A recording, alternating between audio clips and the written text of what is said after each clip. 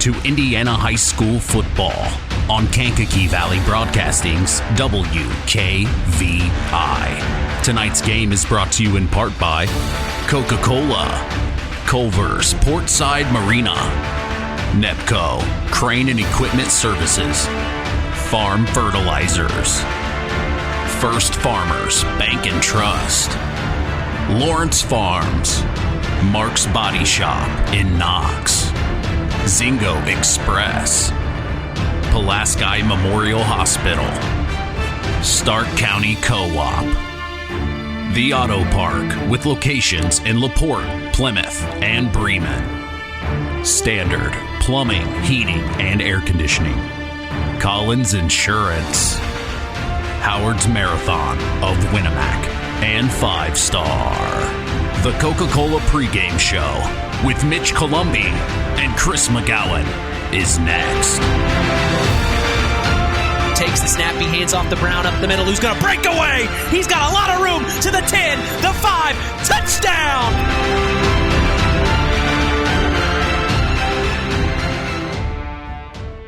5 Star, the largest meat and grocery store in the area, focused on quality, value, and customer service. The 5 stars in the name of the store come from 5 family members of the original owner serving in World War II, each one represented by a blue star on a flag hanging in the front window of the family home. That's why even decades later, 5 Star is known for its dedication to service. Now that dedication means savings for you. 5 Star, one of the We Care stores, the area's largest meat and grocery store, focused on quality, value, and customer service. Located, you know where, in the Knox Mall. Since 1936, Standard Plumbing, Heating, and Air Conditioning have always taken pride in doing the job right. Third-generation owner Brian Hammond and his family have always set the standard when it comes to taking care of all your heating and cooling needs. Making your home a comfortable home is the absolute top priority. If you are uncomfortable in your home, give them a call at 574-936-4660. Follow them on Facebook. Let Standard Plumbing, Heating, and Air Conditioning help you take control of your comfort.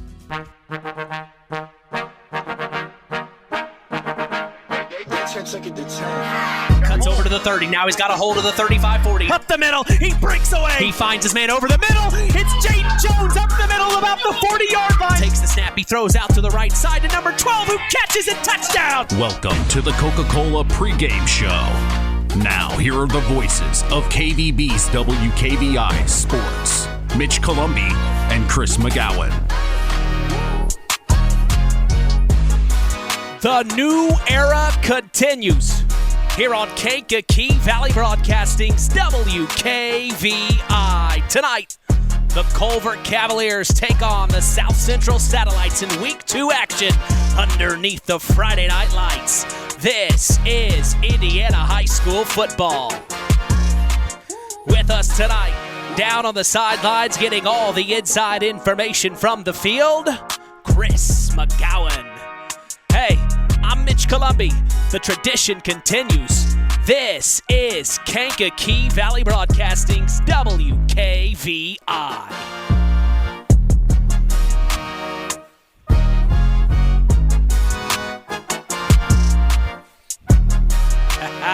And we welcome you to Week 2 of the Indiana High School football season from Union Mills, Indiana, 46382. We are back for more as we are set to continue the new era of Kankakee Valley Broadcasting Sports on 99.3 FM and around the world, streaming live on WKVI.com. As we get ready for our second football broadcast of the year, we have talked with both head coaches of the Culver Cavaliers, Austin Faust, and the South Central Satellites, Buzz Schoaf, during a few practices and on the Saturday Sports Line, of course, last Saturday. These two teams have had a tough Week 1 the last several years, but have historically come into Week 2 against each other, providing a heck of a matchup that many in this area look forward to seeing. I can tell you this much, we are so excited to be here here for this one. When we look at the away team in tonight's matchup, we see the Culver Cavaliers under the direction of Austin Faust for his first year as the head coach. Last week they took on a very swaggy-looking North Judson San Pierre team and lost that game 47-0. We saw the Cavs in practice on Wednesday, and I saw a lot of focus from these young men on the field. They seemed ready to prove themselves as they come into tonight against another team in the South Central Satellites who lost in Week 1 as well. We will see what the Cavs have learned since last week's loss to North Judson San Pierre, as unfortunately they are 0-1 on the season. With us tonight, breaking things down and analyzing play from the field, we are honored to have sports analyst Chris McGowan back for another one this week. Chris, how was your week? Busy. Just between teaching class and driving bus and getting ready for this, busy week. But it's great to be back on the sidelines on a Friday night. These two schools have the last several years have brought some pretty good games. Last year, the first game of the season was a lot closer than the sectional game, but again, I don't expect anything different than what has happened prior to last year's sectional game. Well, go ahead and give us your thoughts on this Cavalier team from Culver. Well, most games in football are one up front in the trenches, and I tell you right now, Culver has a very inexperienced young group up front, but if that group stays together, look out in a couple years. But tonight, they learned a lot last week. It was baptism by fire, taking out a very good North Judson team. But again, here tonight, it's kind of hard to tell with these two teams, with South Central taking on Triton, Culver taking on North Judson, two very good 1A programs. So it's kind of hard to tell. I've watched some film on both teams this week. It's kind of hard to tell just where they are. Right. Because the two teams that they faced are ranked in the top 10 in 1A. Well, and you could go as far as to say maybe, Chris, that when you come into a Week 2 matchup like this, historically, like we've talked about with both head coaches of Culver and South Central, they aren't able to get out to that start. Maybe when they come into Week 2 and face each other, that's why it provides such an exciting atmosphere, and I think that's why we're here tonight. Exactly. Both these schools, again, like I said, in the years past, last year was a little bit of an anomaly. Usually they give us a game that comes right down to the wire, a last possession stop or a last possession score. So, if Culver can get it figured out up front tonight and take care of the football, anything can happen. Well, we turn the page and look at the home team tonight, the South Central Satellites. Head coach Buzz Schoaf entered his 7th season last week in leading these Satellites.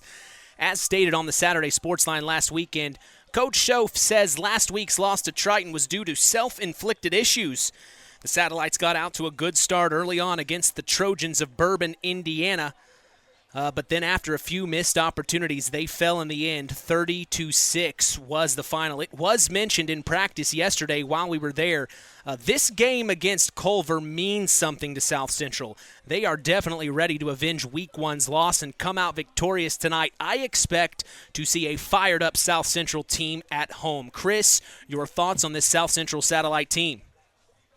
Yeah, they definitely have the revenge factor in their corner, in their back pocket, with taking the shellacking they took in the sectional last year, 61-0. That was not very indicative of how good South Central was. Now they were the young team last year. This year they come in with all the experience. So again, South Central, I think it's just going to come out to take care of business early, get off to a quick start, and do not let the young Cavaliers hang around. Couldn't agree more, Chris, as we are expecting a great evening of IHSAA Week 2 football action. As we appreciate you joining us on the Coca-Cola pregame show, refreshing the world, making a difference. We'll be back after a word from our sponsors as the Pulaski Memorial Hospital Injury Report is next. You are listening to Kankakee Valley Broadcasting's WKVI. Real magic is everywhere. It's in your mom's cooking, in 4-hour dinners with friends, in that first bite of something new. And in the fizz of a Coca-Cola. Now with so many options for less than $5, the Coca-Cola Value Collection will help you make the most out of every magic moment for so much less. Taste the magic for less with Coca-Cola. BP gasoline with Invigorate helps clean your engine and can give you more miles per tank. Continuous use may result in the following pleasant side effects: excessive smiling, feeling more relaxed, taking more drives just because, volunteering for carpool twice in a row, and bragging to your friends about how you use our best fuel ever. To find out if BP gasoline with Invigorate is right for you, stop by your local station to discover our best fuel ever. Versus minimum detergent gas. Average restored 3 to 5 miles per tank, based on fleet testing and based on what you drive and how you drive. High school sports brought to you by Zingo Express. Who's in? Who's out? It's the Pulaski Memorial Hospital Injury Report with Mitch Columbi. Mitch? Hey, thanks, John. The Pulaski Memorial Hospital has been serving lives of the residents of Pulaski County and the surrounding area since 1963. We appreciate them supporting local high school sports and helping continue the tradition here on KVB's WKVI. We are lucky to say no injuries to report tonight, as that is our Pulaski Memorial Hospital injury report. We turn now to the last time these two teams met. It was, of course, in last year's sectional semifinal round where the Satellites traveled to Culver. These two teams have seen each other not only once throughout the season, but also usually find themselves up against each other in the postseason. Last year's Week 2 matchup ended with the Cavs getting the better of the Satellites in a close one, 32-16. The Satellites, as we talked about on the Saturday Sports Line last year, were plagued with injuries throughout the rest of their season. They saw the Cavs, like I said, in the sectional semifinal round. It was a different ball game than their first matchup due to those injuries. Here was the Cavs' opening drive as they scored off a Shane Schumann touchdown. Ball on the 42-yard line in Satellite territory. Cadle takes the snap. It's Shane Schumann up the gut. He's going to get the first down and more. He gets it to the 20, now to the 15, 10, 5. He's gone. It's a Culver Cavalier touchdown. Shane Schumann, another one to add to the resume. 6-0 here in Culver. The Satellites won't have to worry about Mr. Schumann today, though. He, of course, graduated this past May as Culver's all-time leading rusher. The Cavs really used the energy from that first touchdown and took off with it. It was tough for the Satellites to get anything going that night, but here is the best play they had. It was a Zach Hanshar pass play. And it'll be 2nd and 28 with 28.5 seconds to go in the ball game. Takes the snap. Clock running, throws over the middle, it's deep and it's caught by number 85. That's Carter Holmquist, who crosses the 50-yard line, and he's tackled at about the 40-yard line in Cavalier territory. The biggest play of the game for the Satellites. The night belonged to Culver, though. Here was a spectacular play resulting in an Ian Brown touchdown. McEwen from shotgun takes the snap. He hands off the Brown up the middle, who's going to break away. He's got a lot of room to the 10, the 5. Touchdown, Culver Cavaliers. Ian Brown, the senior. Big-time run for the Cavaliers as they strike again, 54-0. The Cavs went on to score 61 points in that game and didn't allow any points from South Central. That was the last time these two rivals met. Stay tuned as we will hear from Austin Faust and Buzz Schoaf after the break in the KVB Coaches Corner. You are listening to Kankakee Valley Broadcasting's WKVI. This is Buzz Schoaf, head coach of the South Central Satellites. Stay tuned for more satellite football on Kankakee Valley Broadcasting's WKVI. This presentation of our area's local high school sports is sponsored by Pulaski Memorial Hospital in Winamac. Pulaski Memorial Hospital is dedicated to providing excellent health care to improve the health and quality of life for the people and the community they serve. They will meet the community's needs and exceed their expectations by creating the best possible health care experience. For more information of the services they provide, call 946-2100. The Stark County Co-op has been a member-owned farm services co-op in Stark County since 1928. That's over 90 years, and they're still providing the same quality agronomy services to the farming community of Stark and surrounding counties. The Stark County Co-op is an LP and fuel provider. The Stark County Co-op purchases grain at both locations, Hamlet and Brems. You can reach them by phone at 1-800-782-3392. It's time to hear from the coaches in the KVB Coaches Corner. Here's Mitch Columbi. I'm here with head coach of the South Central Satellites, Buzz Shove, coming into this Week 2 matchup against a rival in the Culver Cavaliers. Coach, what have you seen from your boys in practice this week that you're really excited to take it to Culver tonight? Well, the first thing you got to take into consideration is after Week 1, you can go one of two ways. Either you can improve on what you were good at and what you were bad at, or you can hang your hat on what you just did well. And I think our kids came in this week focused and knowing what the task ahead is. I think Week 1 we thought maybe we were a little better than what we actually were, and I think coming out against Triton and losing 30-6, I think it was a wake-up call to a lot of our kids. So I think they regained their focus, and I think that they are ready to move forward, and Culver's just in our way at this point. Well, I'll tell you what, from visiting you in practice yesterday, you could tell the focus is there. Even having to practice indoors, you could tell they were going game speed, and it looks like you have the attention of all these young men. Yeah, there's two reasons for that. Number one, we're playing Culver. If you don't get excited about playing Culver, then you probably aren't a South Central kid. So you got that, and then obviously you're only guaranteed 10 games, and you already played one. So if you lose a day of practice, then you lose a lot of your season there. So they come in, they're focused every day, and they're ready to learn, and they're ready to play this football game tonight. And I can't be any prouder, even with the altercations we had to have with practice schedule and practicing inside due to the weather. I think that our kids handled that as well as you possibly could, and I think that we got as prepared as we could get up to this point. So we're excited to play tonight. Message to Satellite Nation for the first home game of the 2023 season. Well, I mean, it looks like it's going to be a packed house tonight, so you might as well get here early so you can get a seat. It's going to be some fireworks out here on Satellite Field tonight because, it's an interesting football game. You got two teams that are going to look to throw the football, and if you don't get excited about throwing the football in football, then I don't know what kind of game you like to watch, because this is going to be exciting. Coach, I'm juiced. Appreciate your time. Go get them. Yep, thank you, sir. Culver's Portside Marina handles all water and recreational needs. When it comes to pontoons, Godfrey leads the industry in performance and quality, and Portside Marina has them in stock. From Sanpan, Aqua Patio, Sweetwater, and Monaco pontoons, if you're looking for a family boat, Culver's Portside Marina can help. Wanting something more sporty? Yamaha Wave Runners and Kawasaki jet skis are on the showroom floor waiting. Located at 514 West Mill Street in Culver. Stop in or call them at 574-842-5000. Culver's Portside Marina.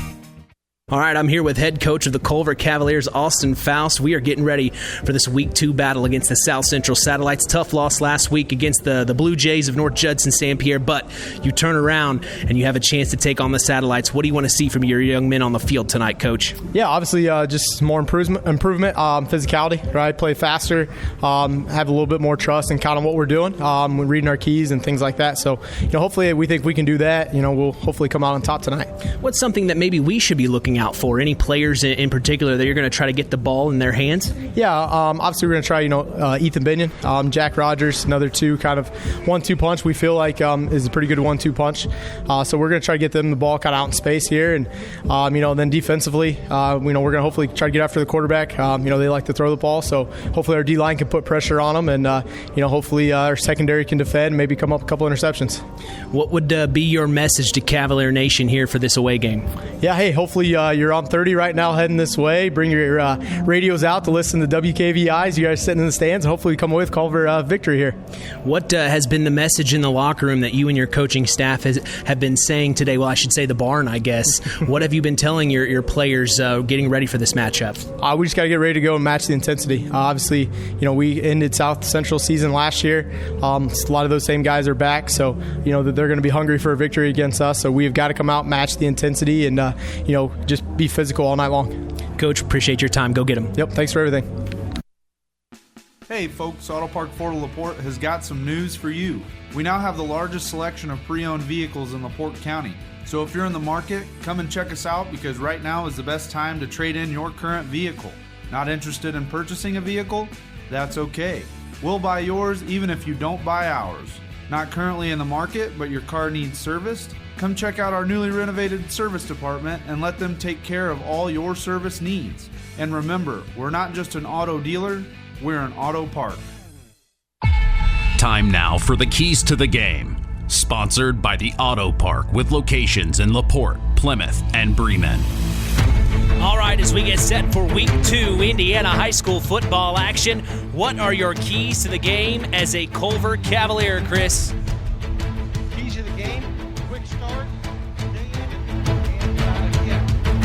Defensively, the key is going to be you want to put pressure on Hanchar, but you got to keep him in the pocket. He gets outside the pocket, he's just as dangerous with his legs as he is with his arm. So, again, putting the pressure on the quarterback, but keeping him in the pocket contained is going to be key defensively for the Cavaliers. All right, now flip sides. You are the head coach of the South Central Satellites. What do you want to see out of your boys on the field tonight?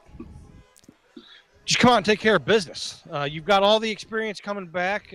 Culver is a very young team, and again, you just got to come out and take care of the football and not let this young Cavalier team hang around, because the longer you let them hang around, the more confidence they're going to build and the harder they're going to be to put away. That's your keys to the game, sponsored by the Auto Park with locations in LaPorte, Plymouth, and Bremen. Hey, it's time to sit back, pop open an ice-cold Coke, and chill as the Coca-Cola pregame show continues. Our KVB starting lineups are next. You're listening to Kankakee Valley Broadcasting's WKVI. This is Austin Faust, head coach of the Culver Cavaliers. Stay tuned for more Cavalier football on Kankakee Valley Broadcasting, WKVI. Have you ever wondered how much I could sell my vehicle for? Well, Auto Park Chevrolet GMC can help with that. We're looking to buy your vehicle. It is a quick, simple process that puts money in your pocket. Stop by the Auto Park on Oak Road for one of our sales professionals to assess your vehicle and have a cash price for you in moments. If you're looking to trade, we have stacks of inventory for you to choose from, or you can walk away with a check in hand. Don't hassle with listing on Marketplace or waiting forever to sell it privately. Let us make you an offer today. Auto Park Chevrolet GMC. Check us out at www.autoparkchevroletbuickgmc.com or call 574-936-5590 or come to see us next to Walmart in Plymouth. He's up the right side. He barrels his way through. 2-point conversion is made. Now it's time for the KVB starting lineups. On offense for the Cavs of Culver tonight, starting at quarterback, we will see sophomore Jonas McEwen. Starting running back tonight is Ethan Binion. Starting wide receivers will be Caleb McEwen, Ryan Beam, and Jack Rogers. The H-back will be Brady Kindernay.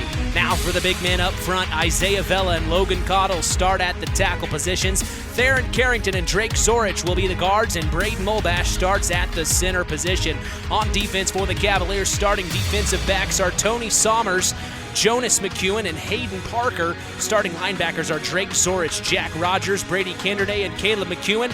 And on the defensive line, getting after it is Logan Cottle, Isaiah Vela, Theron Carrington, and Ethan Binion.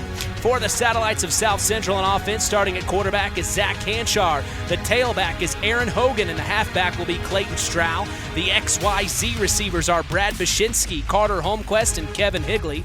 In the trenches on the O-line for the Satellites are Brandon Loudenbach and Colt Snyder at the tackle positions. Braden Walker and Cole Nealon as the guards, and Anthony Remkus at center.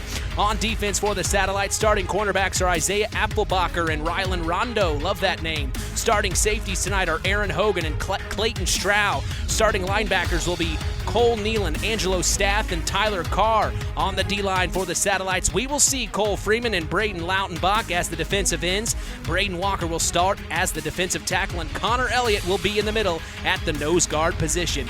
That is our KVB starting lineups as we will be back to get set for kickoff. Hey, you're listening to KVB's WKVI. This is Buzz Schoaf, head coach of the South Central Satellites. Stay tuned for more satellite football on Kankakee Valley Broadcasting's WKVI.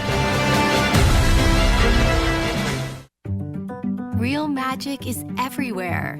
It's in your mom's cooking, in 4-hour dinners with friends, in that first bite of something new. And in the fizz of a Coca-Cola. Now with so many options for less than $5, the Coca-Cola Value Collection will help you make the most out of every magic moment for so much less. Taste the magic for less with Coca-Cola. This presentation of our area's local high school sports is sponsored by Pulaski Memorial Hospital in Winamac. Pulaski Memorial Hospital is dedicated to providing excellent health care to improve the health and quality of life for the people and the community they serve. They will meet the community's needs and exceed their expectations by creating the best possible health care experience. For more information of the services they provide, call 946-2100. Since 1936, Standard Plumbing, Heating, and Air Conditioning have always taken pride in doing the job right. Third-generation owner Brian Hammond and his family have always set the standard when it comes to taking care of all your heating and cooling needs. Making your home a comfortable home is the absolute top priority. If you are uncomfortable in your home, give them a call at 574-936-4660. Follow them on Facebook. Let Standard Plumbing, Heating, and Air Conditioning help you take control of your comfort. The tradition continues with Mitch Columbi on Kankakee Valley Broadcasting's WKVI. From Union Mills, Indiana, welcome to Week 2 of the Indiana high school football season between the Culver Cavaliers and the South Central Satellites. I am Mitch Columbi. The tradition continues here on Kankakee Valley Broadcasting as WKVI will always be there. We also want to remind you Kankakee Valley Broadcasting's WYMR will always be there too. As a matter of fact, you can catch even more high school football action with the boss, Tony Ross, on Max 98.3 FM. They are in Lakeville, Indiana tonight to see the LaVille Lancers host the Triton Trojans. Also joining KVB Broadcasting exclusively for all Plymouth sports is Rusty Nixon online right now at max983.net. The Rockies are on the road tonight against the Columbia City Eagles. Plymouth is coming off their Week 1 win against Calumet, which was their first win in over 21 games. That's since 2020. We invite you to flip back and forth as KVB always has you covered for local high school sports in our area. Don't hesitate to follow us on social media. We are on Instagram at WKVI Sports, on X, formerly Twitter, at KVB Sports, and on Facebook at Sports to the Max for all Kankakee Valley Broadcasting sports content. Hey, you can listen to us on your phone. Just go to one of our social media sites I mentioned and tap the link on our page. No excuses. We are literally in the palm of your hand. Well, we are proud to let you know the PA announcer at the launch pad tonight is Butch Nedza. Our scoreboard operator is Chad Haschel. The play clock operator is Silas Nedza. Our officials for tonight are Stephen Booth, Daniel Ellenwood, Mark Lash, Robert Meir, and Cedric Riddle. Down on the sidelines, getting all the inside information from the field is our very own sports analyst, Chris McGowan. And I'm Mitch Columbi, proud to be doing the play-by-play as we are about to be set for Week 2 of Indiana high school football from Union Mills, Indiana. Well, Chris, I've got a couple of things I wanted to run by. Let's talk about all of our other area schools in action tonight. We see the Knox Redskins. Of course, we had a chance to see them last week. A big win over Winamac, 42-0. They travel on the road to take on McConaughey. Your thoughts, Chris? I tell you what, that game may come down to who has the ball last. McConaughey likes to throw the ball a lot, and that's Knox's Achilles heel, pass defense. But again, I don't know if McConaughey can stop Knox's running game. Interesting. Well, we move on to the other side of Stark County and see the North Judson St. Pierre Blue Jays pick up a big win on the road against the Culver Cavaliers last week, 47-0. They're at home tonight against the Caston Comets. Chris, you think they're going to roll over the Comets pretty easily tonight? They should. If they just come out and take care of business. That should be a running clock there in the second half pretty early for North Judson. Yeah, I'd have to agree. We'll see what happens there. We look at the Winamac Warriors' tough loss against Knox, as I mentioned in Week 1. They are at home tonight against Pioneer. Should be a pretty good matchup, I'd say. What do you think, Chris? I tell you what, probably one of the biggest surprises from Week 1 was Pioneer going to Lewis Cass and knocking off the Kings. A lot of people had been talking about Lewis Cass being favored to win that Three Rivers Conference, but so I don't know if maybe Lewis Cass didn't play up to their potential, or maybe Pioneer played a little bit better, because Pioneer is starting a lot of freshmen and sophomores. But, again, Pioneer is a storied program with a lot of history. Yeah. Well, we saw the West Central Trojans pick up a big win against Caston in Week 1, 24-12. They're at home for their first home game of the 2023 campaign, hosting Lake Station. Your thoughts, Chris? Again, as long as West Central takes care of business, it should be a pretty easy win for the Trojans, as long as they stay healthy and don't turn the ball over. Well, all of that lines us up for our game here tonight between the Culver Cavaliers and the South Central Satellites. It looks like, is Culver receiving first there, Chris? Yeah, South Central won the toss and elected to defer, so Culver will start with the kickoff return team on the field. Well, I also wanted to share this with our listeners as well as you, Chris. I had a nice text from Nathan Welter. Big shout out to him. He said, just a heads up, Marcellus Anderson is going to be starting at right guard for UMass this season. He was a North All-Star his senior year at Culver Community playing for Mike Zahner. Yeah. Yeah, he'll be starting, and that game will be on ESPN Saturday night. Well, big time thank you for Nate Welter helping me connect the dots here in year 2. I still don't know everybody, but boy, we wanted to make sure and get that information out there, as that is huge. Big time shout out to Mike Zahner, former head coach, of course, the athletic director there at Culver Community. As the Culver Cavs are going to be receiving first, the South Central Satellites will kick. I think head coach Schoaf wanted that ball at half. What do you think, Chris? Yeah, I think he, a lot of coaches like to start, set the tone defensively. And like I said, I've always been a big fan, a big proponent of trying to steal an extra possession. Have the ball to end the first half and get it to start the second half. So, again, but I think Coach Schoaf going to try to set the tone early here defensively. Tonight's broadcast is brought to you in part by Nepco Crane and Equipment Services, specializing in mobile crane service.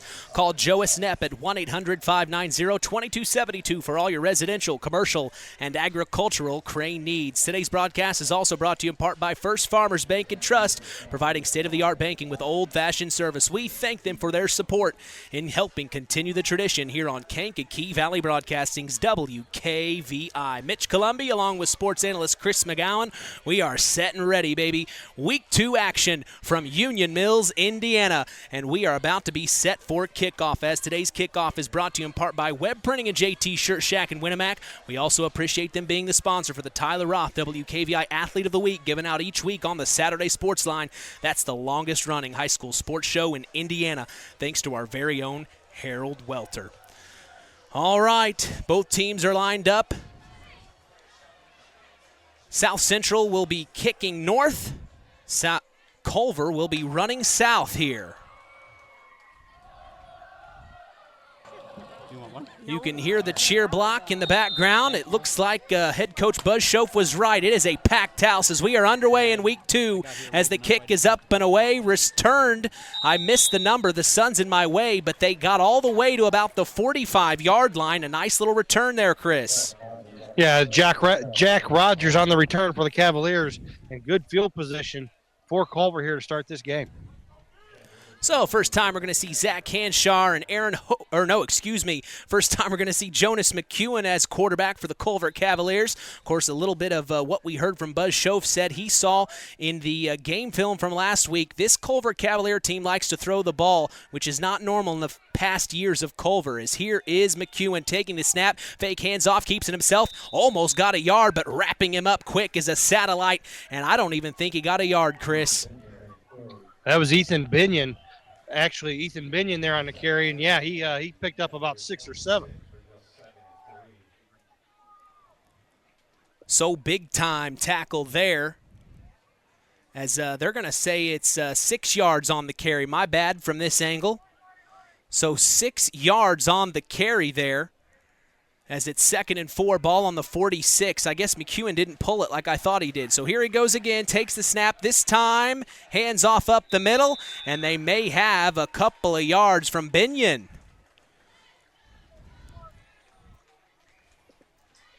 So it's going to be third and 3 here for the Cavaliers. So big third down defensively for South Central.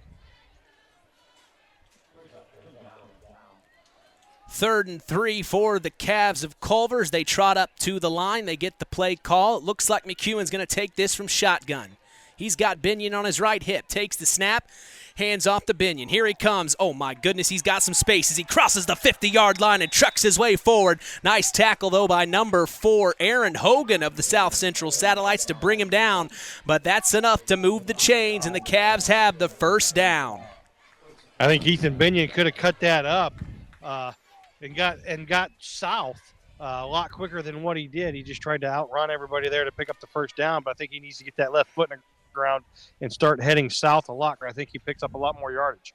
Well, we remember Ethan Binion from last year. Once he gets the ball in his hands, he is a game player, a game-time player, one of those guys that you want the ball in his hands, and it looks like head coach Faust wants that to happen as here's McEwen taking the snap, almost fumbled it, and my goodness. That should be an incomplete pass.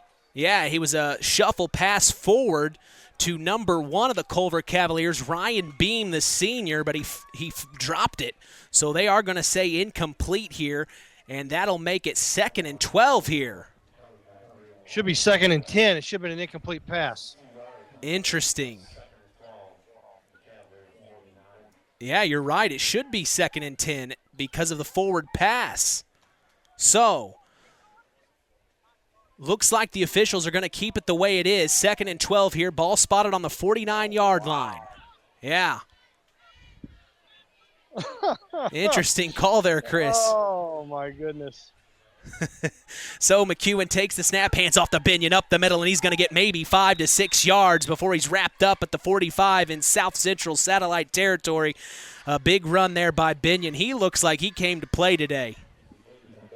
Yeah, and right now, this young offensive line for Culver Cavaliers creating some holes there, giving Ethan Binion an opportunity to run. But, again, that call there on that first down, which was an incomplete pass, that 2 yards could play huge on this drive. So ball on the 45-yard line, 3rd and 7. McEwen takes the snap and hands off up to Binion on the right side, and he's going to truck his way forward trying to get that first down, but he might be short by 2 to 3 yards here. It'll bring up 4th down, unfortunately. So, again, this football field, it's 54 yards wide, 100 yards long, and it always comes down to a game of inches. And so, that 2 yards, like I said, could play huge here because if they spot the ball where they're supposed to spot it, Culver has a first down right now. And Culver's going for it on 4th and 2. McEwen takes the snap and hands off to Binion. Here he comes around the left side. He's going to try to get the first spin around, and he may get it. I think he does have it. So they take a chance in satellite territory, and it pays off for him big time. First down for the Culver Cavaliers. Yeah, Culver seeing something against this South Central Satellite defense there when they need a big play. Running it to the offensive left, the defensive right side. South Central not doing a very good job of setting the edge there in the alley. 1st and 10 for the Cavaliers of Culver, Indiana. On the 34-yard line here. They are making way, trying to get some points on the board in the early going here in the first quarter. McEwen takes the snap, shuffle pass forward. That's number 12, Jack Rogers, and he may get 2 to 3 on the carry. Yeah, that's the play that Culver tried running a few snaps ago, and it was incomplete. But, again, that goes down as a 2-yard pass play for the Cavaliers.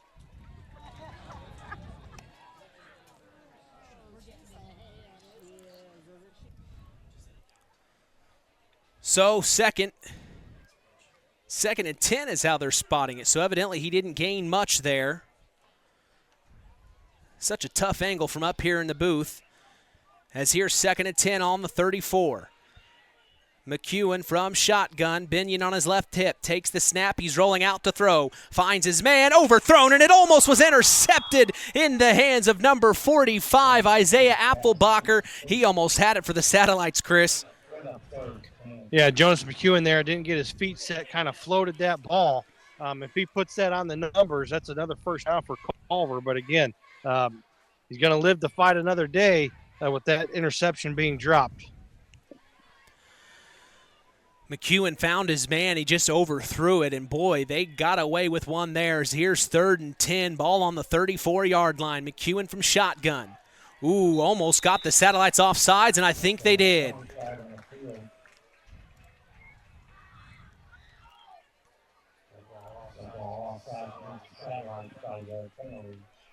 So that's going to move the Cavs forward here. 3rd and 5 now, so 5 yards gained off that offsides call on the Satellites. 5 yards. Curious to see if Culver comes back to that sweep here to the left. Takes the snap. McEwen hands off. That's Binion up the middle, trying to get the first. We'll see what they call. And that's just going to be short. So it'll be 4th down here. They went on 4th down the last time, just a few possessions ago. It's 4th and 3. What do you do here, Chris? No, ball on the 26-yard line. You're driving in. Yeah, you go for it. Obviously, you're in 4-down territory here.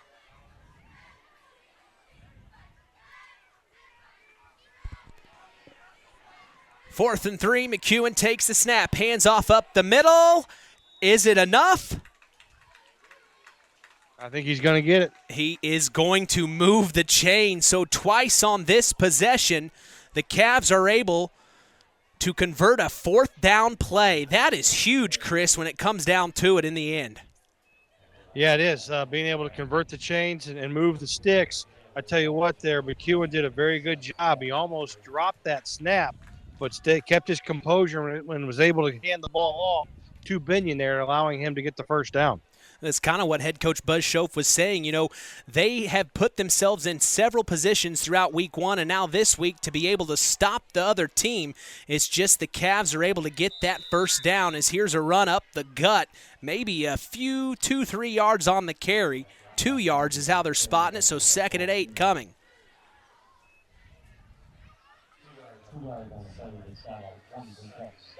We have a score update from the Pioneer-Winamac game. 6-0 Pioneer leads over the Winamac Warriors right now in the first quarter. Big-time shout-out to Paul Hedinger for sending me that. Also, big shout-out to Paul Dunn, He texts me as well. So both those guys are helping me keep up to date with that Winamac game, Chris. As here's 2nd and 8 in our game. Fumbled snap and pouncing on it immediately is McEwen before anything bad happens, so that keeps it 3rd down coming. Yeah, again, just doing a good job of covering that fumble up, just mishandled the snap. But now it's going to be 3rd and 13, but again, you have, if you're Culver here, you've got 2 plays to get this 13 yards to try to continue this drive.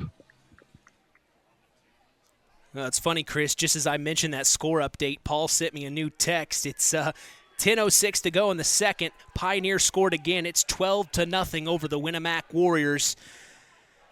As here in our game, McEwen takes the snap from shotgun, hands off the Binion up the middle, and he's going to maybe get a couple, well, about 4 or 5 on the carry. That brings up another 4th down, Chris.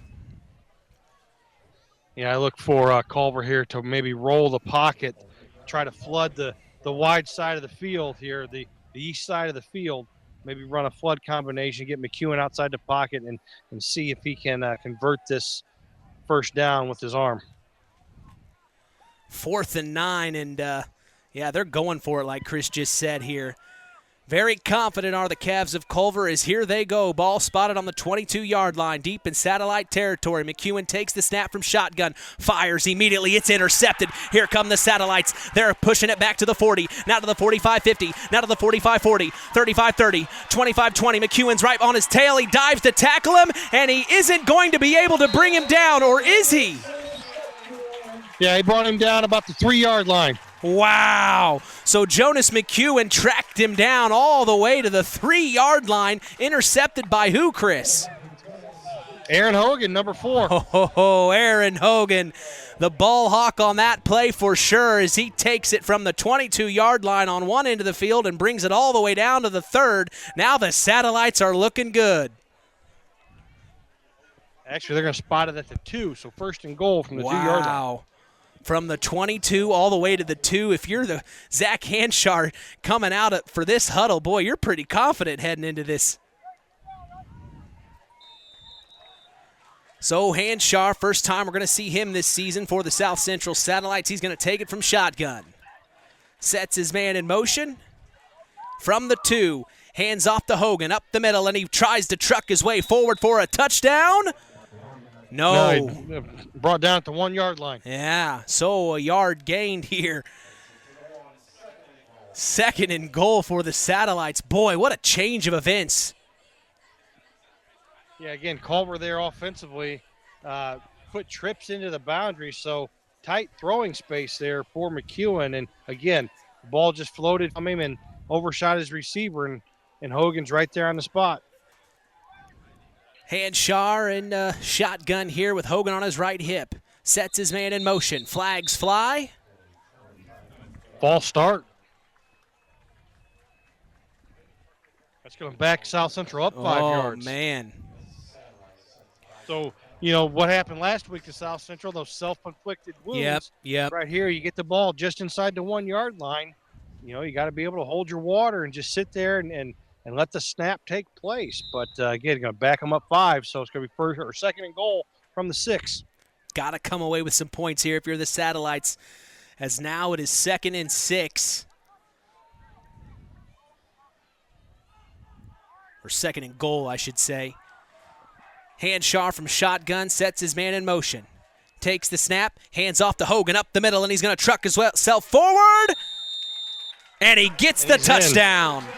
Big-time touchdown for the South Central Satellites as Aaron Hogan intercepts a pass from Jonas McEwen on the other end of the field, takes it all the way down to the 2nd yard line, and they are able to punch their ticket for 6 points. Nice job for the home team and the South Central Satellites in this one. Yeah, again, good execution there by the Satellites after being backed up 5 yards on the penalty, and they're going to line up to go for 2. So they're going to go for 2 here. As Hanshar sets his man in motion.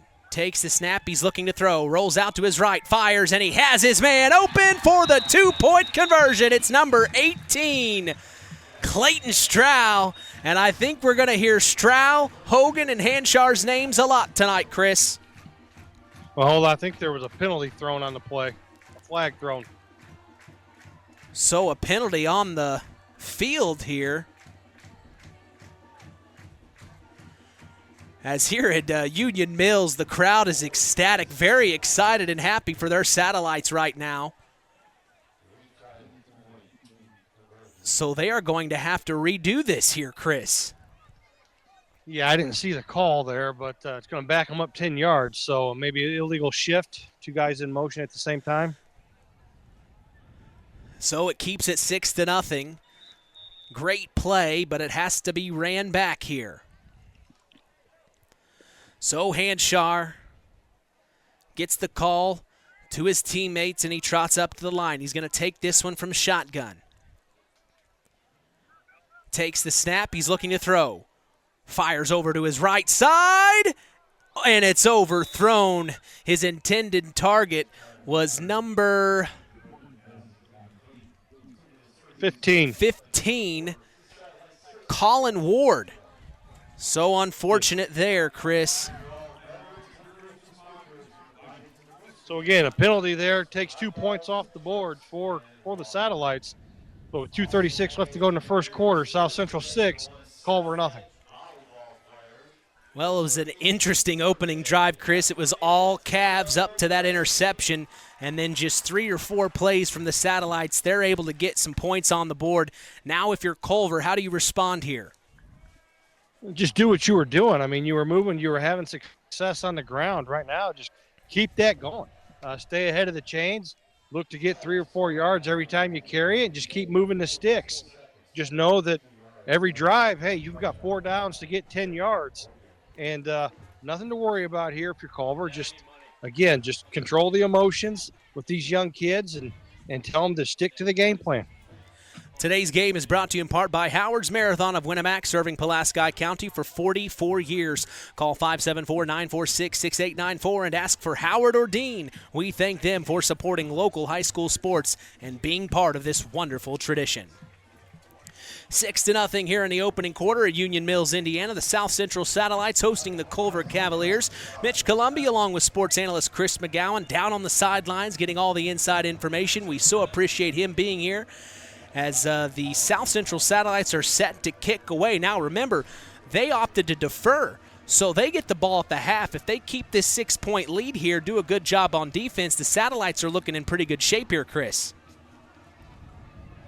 Yeah, they are, but I don't know. The way Culver was moving the ball on the ground, I think it's going to be an interesting night. Kick is up and away, and it is going to bounce around the 38-yard line, picked up out of nowhere by a Cavalier. I didn't even see it. It's number 12. My goodness, Jack Rogers, the senior, and he takes it across the 50, and he's tackled at about the 43-yard line. Nice return there. Yeah, there was a huge hole there. You could have driven a Mack truck through that hole. I'm surprised he actually didn't score, but again, great field position for the Cavaliers once again here on their second drive.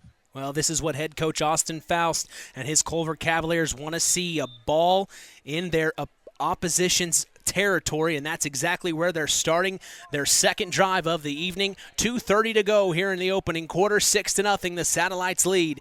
Jonas McEwen is in shotgun.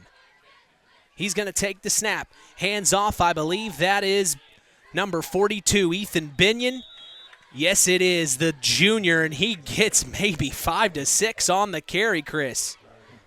Yeah, again, that sweep play, that jet play that Culver's running, doing a very good job of setting the edge there, and Ethan Binion doing a very good job of being patient and picking up a big 5 or 6 yards there on first down. So staying ahead of the chains, and Culver here just, I think, going to methodically make South Central have to make an adjustment here defensively.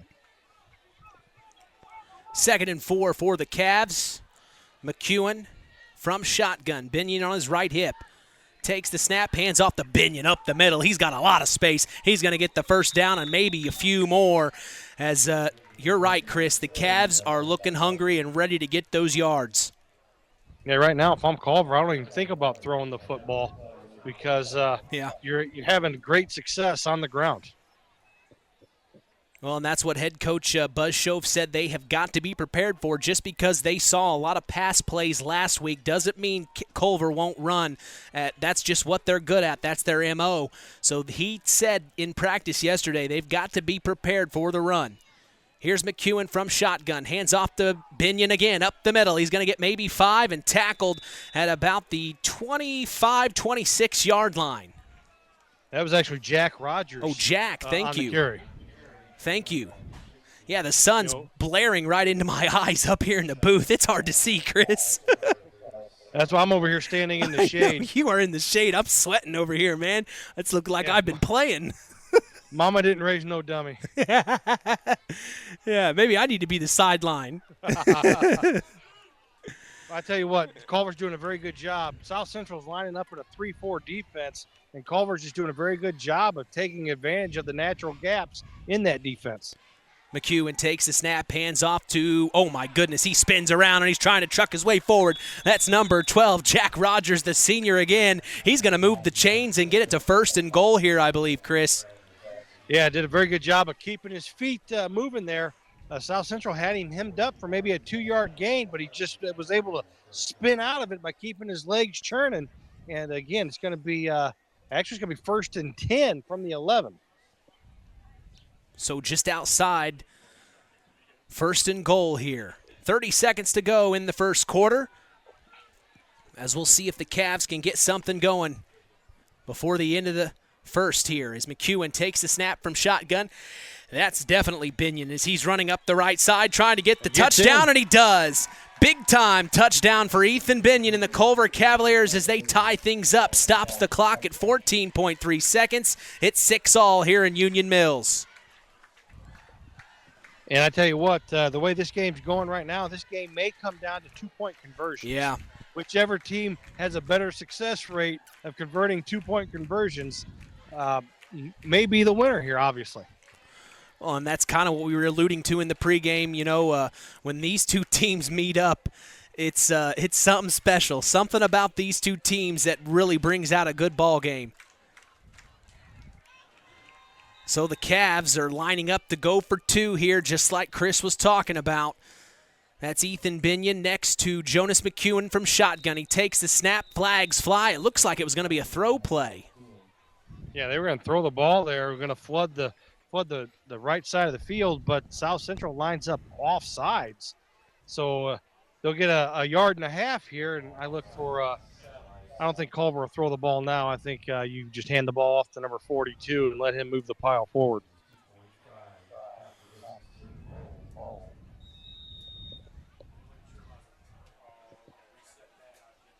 So McEwen gets the call from head coach Austin Faust. He trots out to his team, lets him know the play, and here they go. He's going to take this from shotgun again with Ethan Binion on his right hip. Takes the snap, hands off up the middle to Binion, and he is going to get the 2-point conversion. So whereas the South Central Satellites weren't able to make that happen, the Cavs are, and they go up 8-6 here in the first quarter. I love it when a team makes me seem like I'm smart. Yeah, just hand the ball up, hand the ball up the middle, just give it to number 42 and let him move the pile. And that's exactly what happened. Well, you are on that Cavs sideline. Maybe they heard you. I'm all the way down at the other end. I know. I'm trying to give you some give you extra points there. So 8-6 in the early going. Is this about what you thought it was going to be like here in the early going, Chris? Yeah, I figured both teams would be able to move the ball. I honestly didn't think that Culver would come out and try to throw the ball 2 or 3 times in that first drive. But again, try to maybe just keep that defense honest. And I think once McEwen settles down and gets his feet settled, he might be a little overamped right now, as young as he is. I like Culver's chances here, the way they're moving the ball offensively. Yeah, Culver, other than that interception, they really were able to dominate the defense. But that interception really helped the Satellites out big time. Aaron Hogan coming up with that, taking it all the way down to the other end of the field, and then they were able to score. If they didn't have that penalty on that second, on that 2-point conversion, I should say, Chris, it'd be a tie ball game. Yeah, it would be. But again, you can't have 2 guys going in motion at the same time. Right. So with 14 seconds to go in the first quarter, the Cavs are set to kick this one away. This will be the first return we've seen from the South Central Satellites. Kicking for the Cavs this evening is Carter Holmquist. That's actually Ethan Binion getting ready to put the ball down on the tee. Jack of all trades, Mr. Binion. I wonder if he'll take some snaps at quarterback tonight maybe. Yeah, you're right. See some Wildcat action, maybe. Yeah, I read the wrong sheet. I was reading the start. Carter Holmquist is the kicker for South Central, Chris. So Binion set to kick this one. It's going to be a short kick, maybe to the 40-yard line. And then diving on it are a couple of Cavs, but then flags fly. Yeah, and ball ended up going out of bounds. That looked like Culver maybe has seen something the way South Central lines up. He tried putting that in a Coffin's corner there, the way South Central was lined up to return the kickoff, trying to get some kids down there to recover that. Coffin's corner, I like that.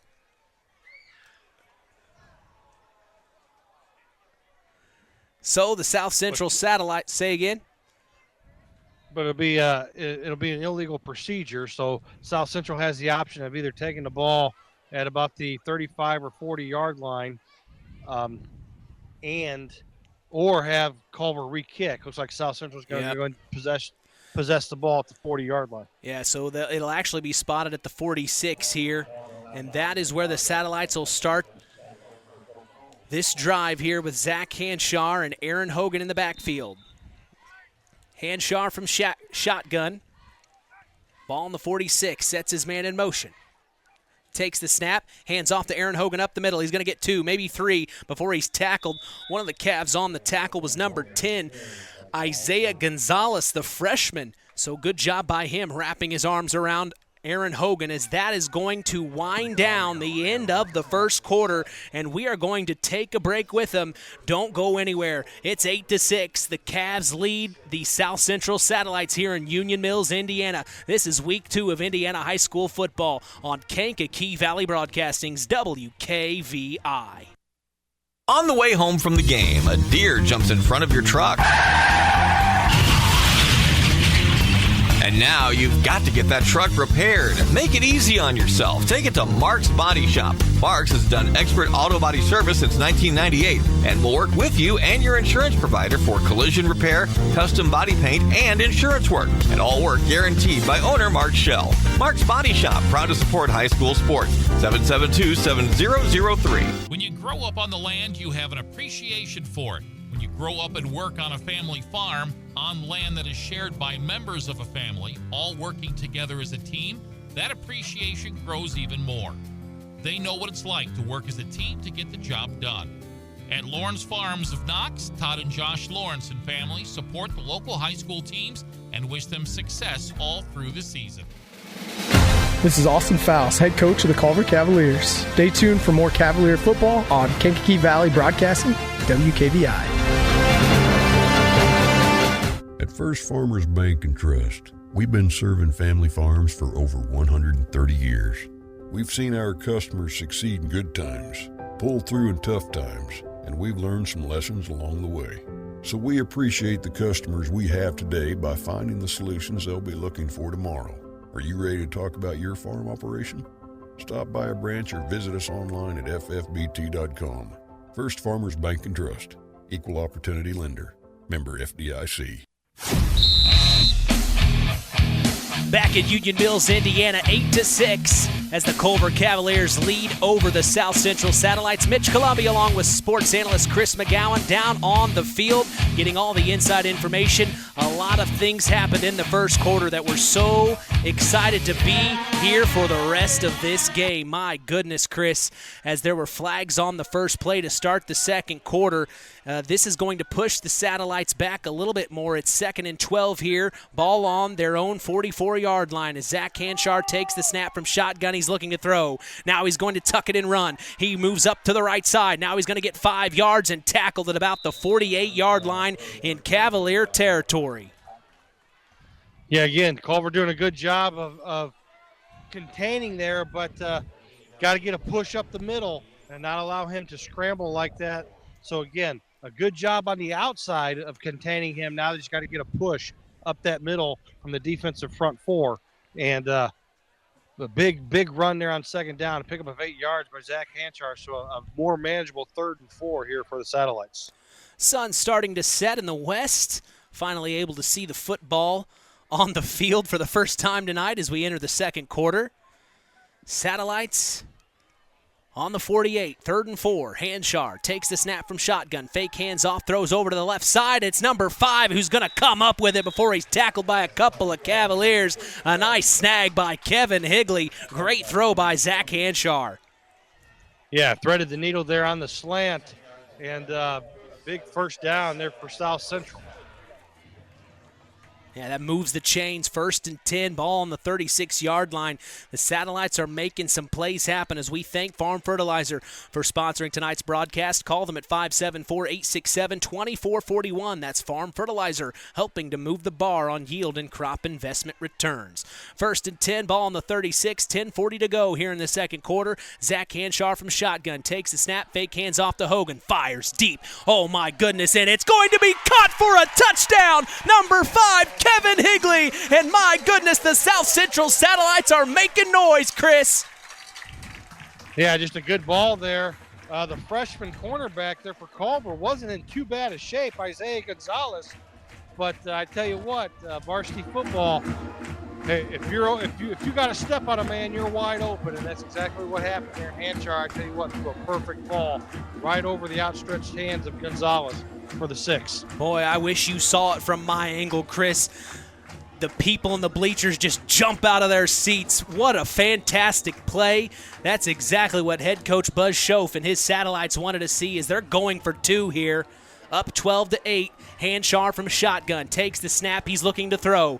Now he fires over to the left side. Wide open for the 2-point conversion. It's Aaron Hogan, baby. 14-8. The South Central Satellites making noise. Yeah, just a miscommunication there on the basically a rub route. The outside receiver ran a slant. Hogan lined up in the running back spot, ran a little out route there, and nobody picked the running back up out of the backfield.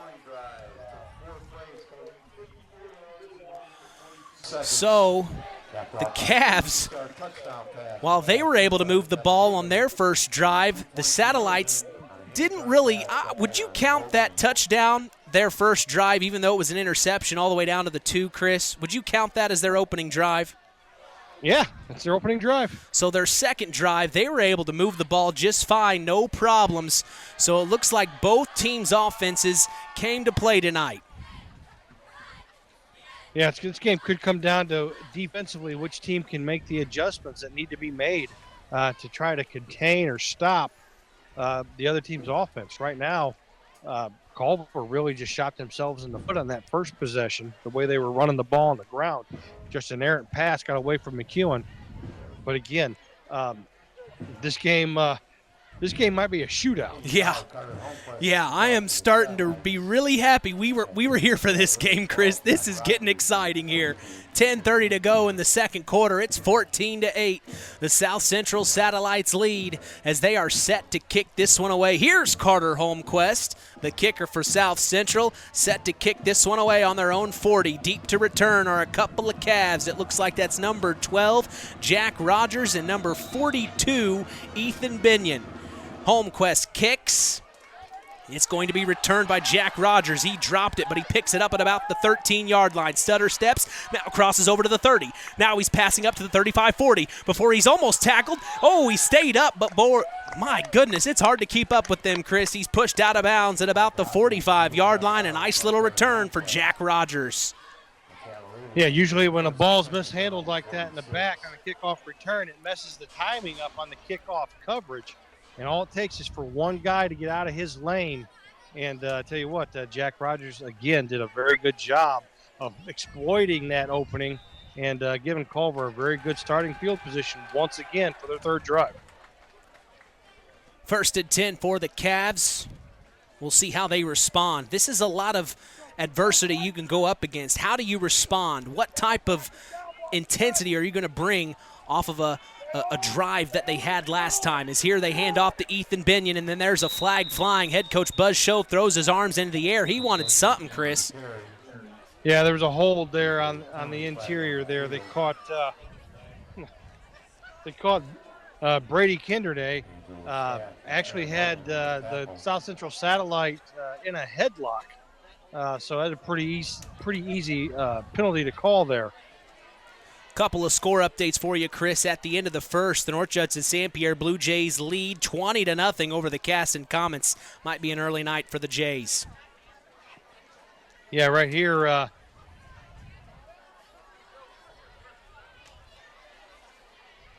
Buzz Schoaf is wanting to decline that penalty. Going to take the result of the play because Culver did not gain very much on that down. So actually lost yardage. So instead of making it 1st and 20, going to make it second and 14. Yeah. So, yeah. Smart Good move. call there by Buzz. Yeah, smart move by head coach Schoaf there to keep it 2nd and 14 for the Cavs. 1st and 20, 2nd and 14. I like my odds here. I like what you're saying.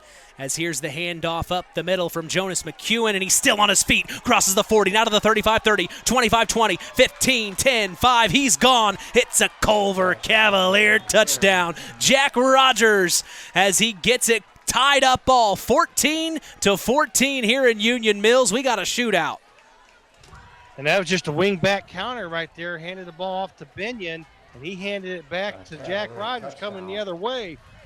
Great execution there by Culver because they've had success with Binion hitting the outside and just handed the ball back off. A little reverse there, a counter by Culver. And I tell you what, Rogers had an easy trot there into the end zone. Score update from the Pioneer-Winamac game. Pioneer leads Winamac 18-0 at halftime. Big time shout out to Paul Hettinger of the Pulaski County Journal and also Paul Dunn working the chains at the Winamac game. Appreciate you guys sending me that score update. It's back in our game. It's tied 14-all. The Cavs are going for two. Here's McEwen rolling out to his right, fires, and he has his man open for the two-point conversion. It's number 24, Brady Kendernay, the senior, and the Cavs go back up 16-4 just like that, right at 10:01 to go in the first half. Again, this game's going to come down to the last possession, it seems like. Yeah, this is getting exciting already. My juice is flowing right now. This game is going to go back and forth. I have a feeling it's just going to be that type of game as both of these teams, like head coach Schoaf said in the KVB Coaches Corner, if you don't show up for this Cavs rivalry matchup, you're not a South Central Satellite, that's for sure. The Cavs and Satellites love playing each other, and it's providing us excellent atmosphere tonight. Yeah, so 10:01 left in the first half, and the score 16-14 Cavs. Mark's Body Shop in Knox is proud to be part of the broadcast. Call them at 574-867-2441. That's Farm Fertilizer helping to move the bar on yield and crop investment returns. No, I got that mixed up. Mark's Body Shop in Knox is proud to be part of the broadcast this evening. If you ever need collision repair, contact Mark at 574-772-7003. Mark told me they're hiring.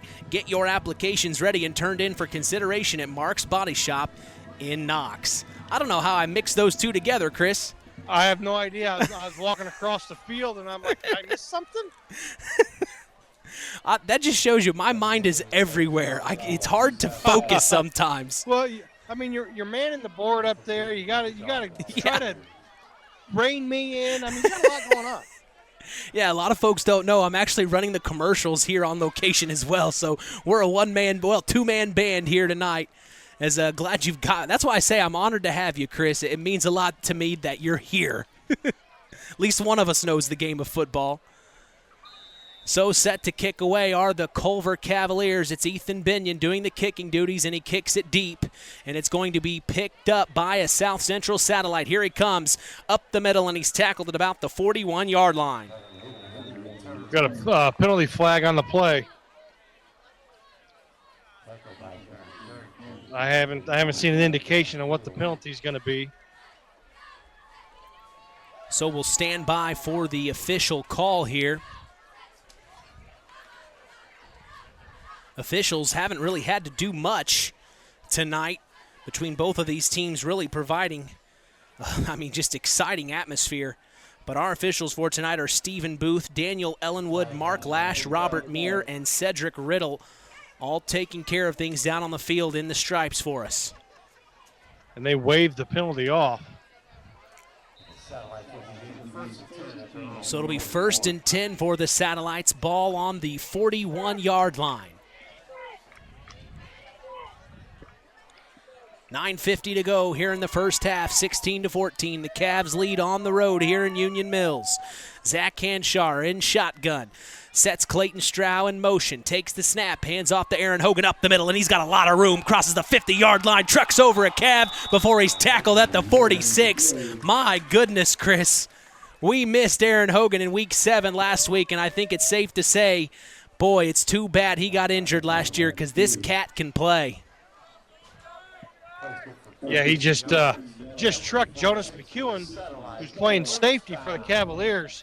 I don't think Coach Faust is going to want to see his starting quarterback have to make very many tackles like that. Yeah. Well, with Aaron Hogan coming at you, you got to be careful. So here's Hanshar. And I believe we have a timeout on the field. So the Cavs are going to take a timeout here, Chris.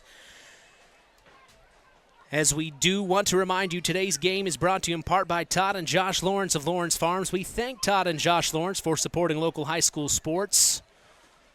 Also, Web Printing and JT Shirt Shack in Winamac is proud to be part of the broadcast this evening. Web Printing and JT Shirt Shack, provides all your printing, screen printing, apparel, and embroidery needs. Call 574-946-3551 and ask for Tina. We appreciate them and their support toward helping continue the tradition. Timeout here, Chris. What are you talking with your boys about? Well, South Central for the first time has taken advantage of how Culver is adjusting to that motion, that slot motion. Culver has been adjusting their defense as the motion guy comes across. They're sliding their defensive line over and cheating towards the motion man. So South Central there went ahead and sent that guy in motion, allowed Culver to make their adjustment, but then ran Aaron Hogan off the backside of that to the weak side. So Culver here going to make an adjustment to counter what South Central just did offensively to their defense. So a good time out there by Austin Faust. So out of the timeout, 9:28 to go here in the first half. 16-14 still the score as the Cavs of Culver lead the Satellites of South Central. 1st and 10, ball on the Cavs 46. Hanshar, almost dropped the snap. Now he's got to roll out to his right. Fires, finds his man, caught. Now he's going to get maybe 7 on the play before he's tackled.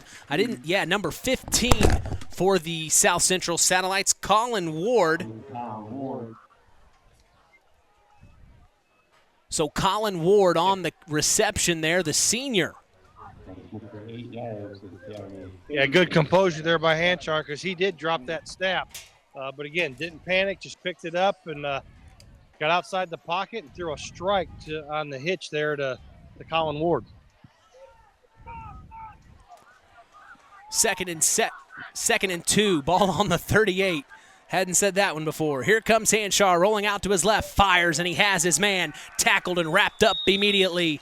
Good play there by the Cavs as that was number 46.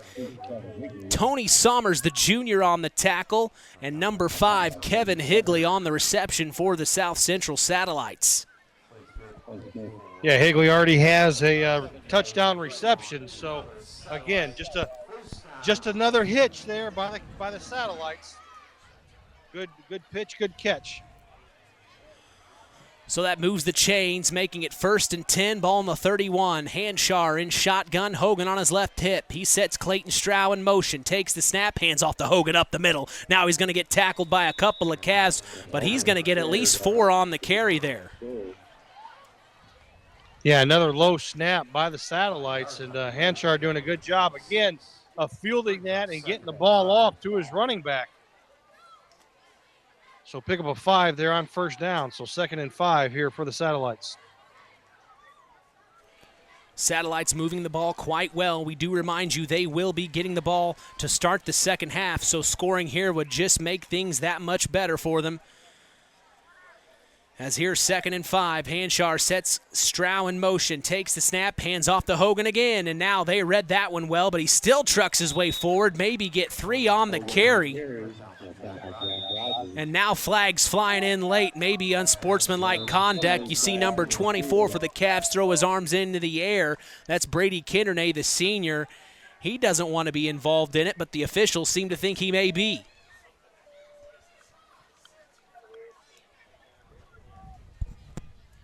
Interesting to see how they call this. This might be offsetting penalties, but I'll be honest with you, Kindernay for the Cavaliers got away with one. Well, you have the right angle there. You're on the goal line on the south end zone. You must have saw something. Well, I did, but I'm not gonna say what I saw because we want to make everything positive. He was just letting him know I'm here. I'll be here all night long, Chris. That's what he was saying. So the officials are still having a conference to talk things over here to see what they're going to do. It might, like you said, Chris, they may offset. As we'll see, they're going to spot the ball at about the 23-yard line. Yeah, they kicked him out of the game. I was.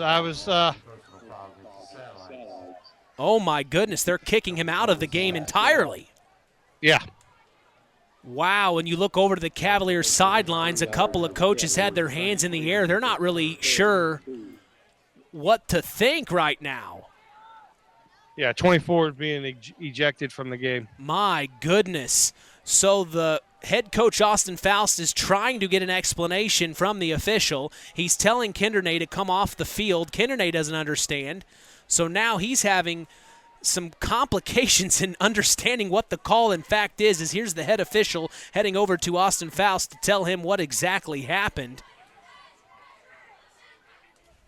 That's very unfortunate for the Cavs, as Brady Kindernay, one of those players we know about and have said his name multiple times throughout the last couple of years that I am aware of, a senior for the Culver Cavaliers. It's unfortunate here as the South Central Satellites will take over 3rd and 2, ball on the Cavs' 26-yard line.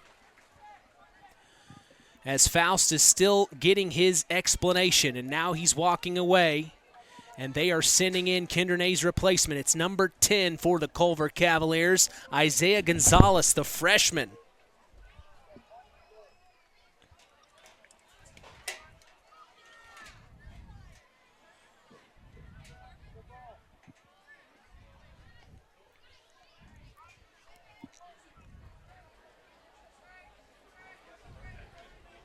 Still chatting. That's a big loss for the Cavaliers, both offensively and defensively. Yeah, no kidding. Well, we remember announcing his name last year quite a bit, as here we're back in action. 3rd and 2, ball on the Cavs, 26. Hanchar takes the snap. Here comes the blitz, and now he's going to run forward. Crosses the 20, tackled at about the 15 before he's brought all the way down at maybe the 12. So a nice job by Hanchar to tuck and run there, Chris. Again, Culver doing a good job of moving him off his spot. But again, you got to have somebody spying him so when he takes off the run, he can't pick up 10, 15 yards every time he takes off.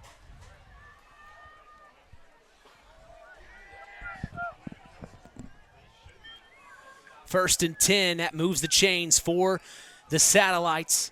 As here's Hanchar from shotgun with Hogan on his right hip. Sets Strow in motion. Takes the snap, low snap, but he finds it. Now he fires over to the right side, and he has his man before he's brought out of bounds near the first down marker. You're going to be about 3 yards short. Yeah, you need to stop the clock because he got pushed out of bounds. So it'll be second and 3 or 2nd and 2.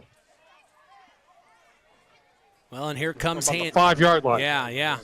And here comes Hanchar. He gets the call from the sideline, and he's going to relay it to his teammates as they are going to break the huddle and trot up to the line. 2nd and 6, ball on the Cavs' 6-yard line. 2nd and 2, ball on the 6th-yard line. Boy, this is a tongue twister tonight, Chris. Hanchar sets his man in motion, takes the snap, hands off to Hogan up the middle. He's going to truck his way forward, get the first down, maybe a couple of more before he's brought down. It'll be 1st and goal for the Satellites. I think he might be a little short. Really? No, they're going to give it to him. So 1st and goal. So they'll give it to him, 1st and goal. With under 7 minutes to go here in the first half, it's 16-14, the Cavs lead. And this is the South Central Satellites knocking on the door, trying to take that lead back.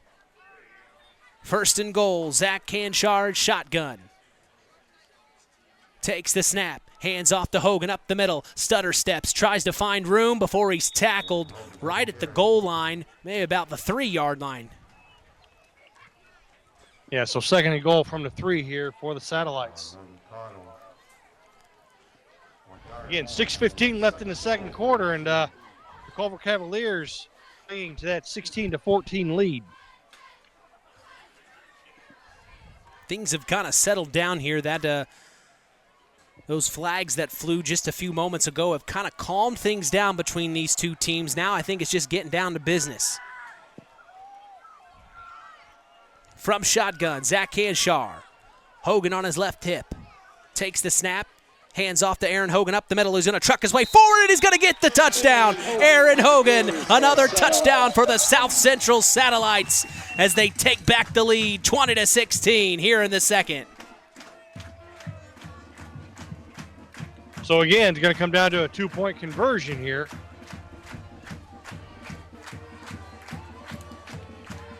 And the fans here at Union Mills are so happy with their satellites. The cheer block showed up in full force today, Chris. Packed cheer block for the South Central Satellites. And they're going to go for two, as they should here.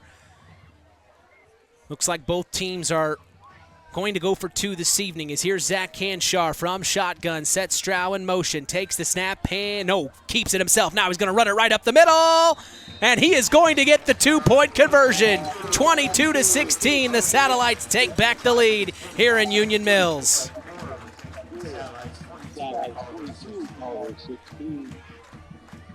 Yeah, again, just a quarterback keep right there. Just another wrinkle that Culver's going to have to plan for here as this game goes along. Fake the handoff to Hogan, and Hanchar just follows the lead blocker up into the hole and picks up the two-point conversion.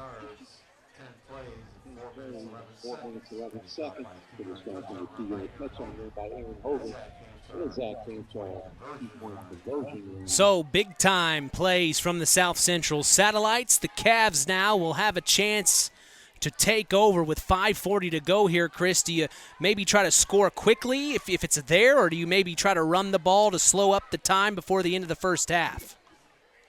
Well, anytime you can score, you want to score. But, yeah, ideally what you would want to do, because you know that South Central gets the ball to start the second half, is you would want to eat this 5 minutes and 44 seconds up, be able to convert a touchdown and another two-point conversion.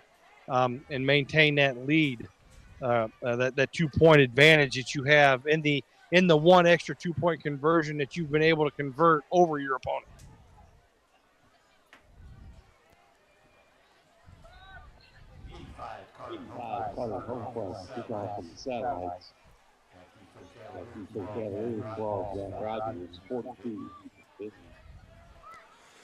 So the South Central Satellites, Carter Holmquist will be set to kick this one away. Deep to return are Jack Rogers and Ethan Binion of the Culver Cavaliers. Ball spotted on the left hash at the 40-yard line. That's where Holmquist wants to kick it off. As here comes an official trotting into the middle. Now they're ready. Now they're set. Holmquist set to kick. 22-16, the South Central Satellites lead over the Culver Cavaliers. We are set for a heck of a ball game here in the second quarter with 5:40 to go. Holmquist kicks away, and it'll be Jack Rogers. Oh, he almost missed it. Now he picks it up at the 20. He's met by 4. Oh, my goodness. 3, 4, 5 Satellites before he's tackled at the 21. He had nowhere to go, Chris. Yeah, didn't field that ball cleanly, and give South Central credit. They were able to sprint down the field and make the play, not let him get out of that, being trapped against the sideline there. So be the worst starting field position for the Cavaliers for the game here tonight so far. Yeah, deep in their own territory, and we'll see how they play against adversity here. Of course, last week both of these teams were fell short in their Week 1 matchup. They come into Week 2 hungry for that win, and right now the South Central Satellites are leading over the Culver Cavaliers, but here comes sophomore Jonas McEwen trying to make something happen here with Ethan Binion on his left hip. McEwen takes the snap, hands off to Binion up the middle, and he breaks away. Now he's going to fight his way forward all the way to the 35-yard line, and that's going to move the chains for a Culver Cavalier first down.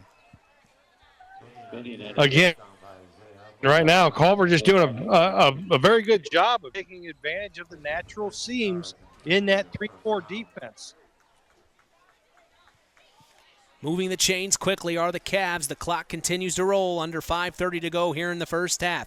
Mitch Columbia along with sports analyst Chris McGowan down on the sidelines getting all the inside information. We're so glad you've joined us here on Kankakee Valley Broadcasting's WKVI Sports. A Friday night action underneath the lights. As here is a run up the middle, and the Satellites believe there's a fumble on the play, and there is. The Satellites pick it up, and they are going to have a turnover. Oh my goodness, what a play, Chris. Yeah, again, just a good job of just the first guy got to Ethan Binion, stood him up. The next guy came in and knocked the ball loose. and South Central there just recovered that fumble. So another big turnover by the Cavaliers. Well, and just as that happened, I got a text from Athletic Director Neil Minix of the Knox Redskins. Knox is up 8-6 with 3:19 left in the first quarter, Chris. Again, I said that game's going to come down to who's got the ball last. Yep. Back in our game, the Satellites have the ball. 1st and 10 on the 38. Hanchard throws a deep pass down to Kevin Higley. Oh, my goodness, he almost had it. And it's incomplete, but flags fly, as we'll see what the flag is in fact on. Zach Hanchar's got an arm, Chris. That was deep. Yeah, he does. I didn't see. There was nothing down here. Great play defensively by the Culver Cavaliers, knocking that ball down in the end zone, but not sure what the penalty is or where the flag came from.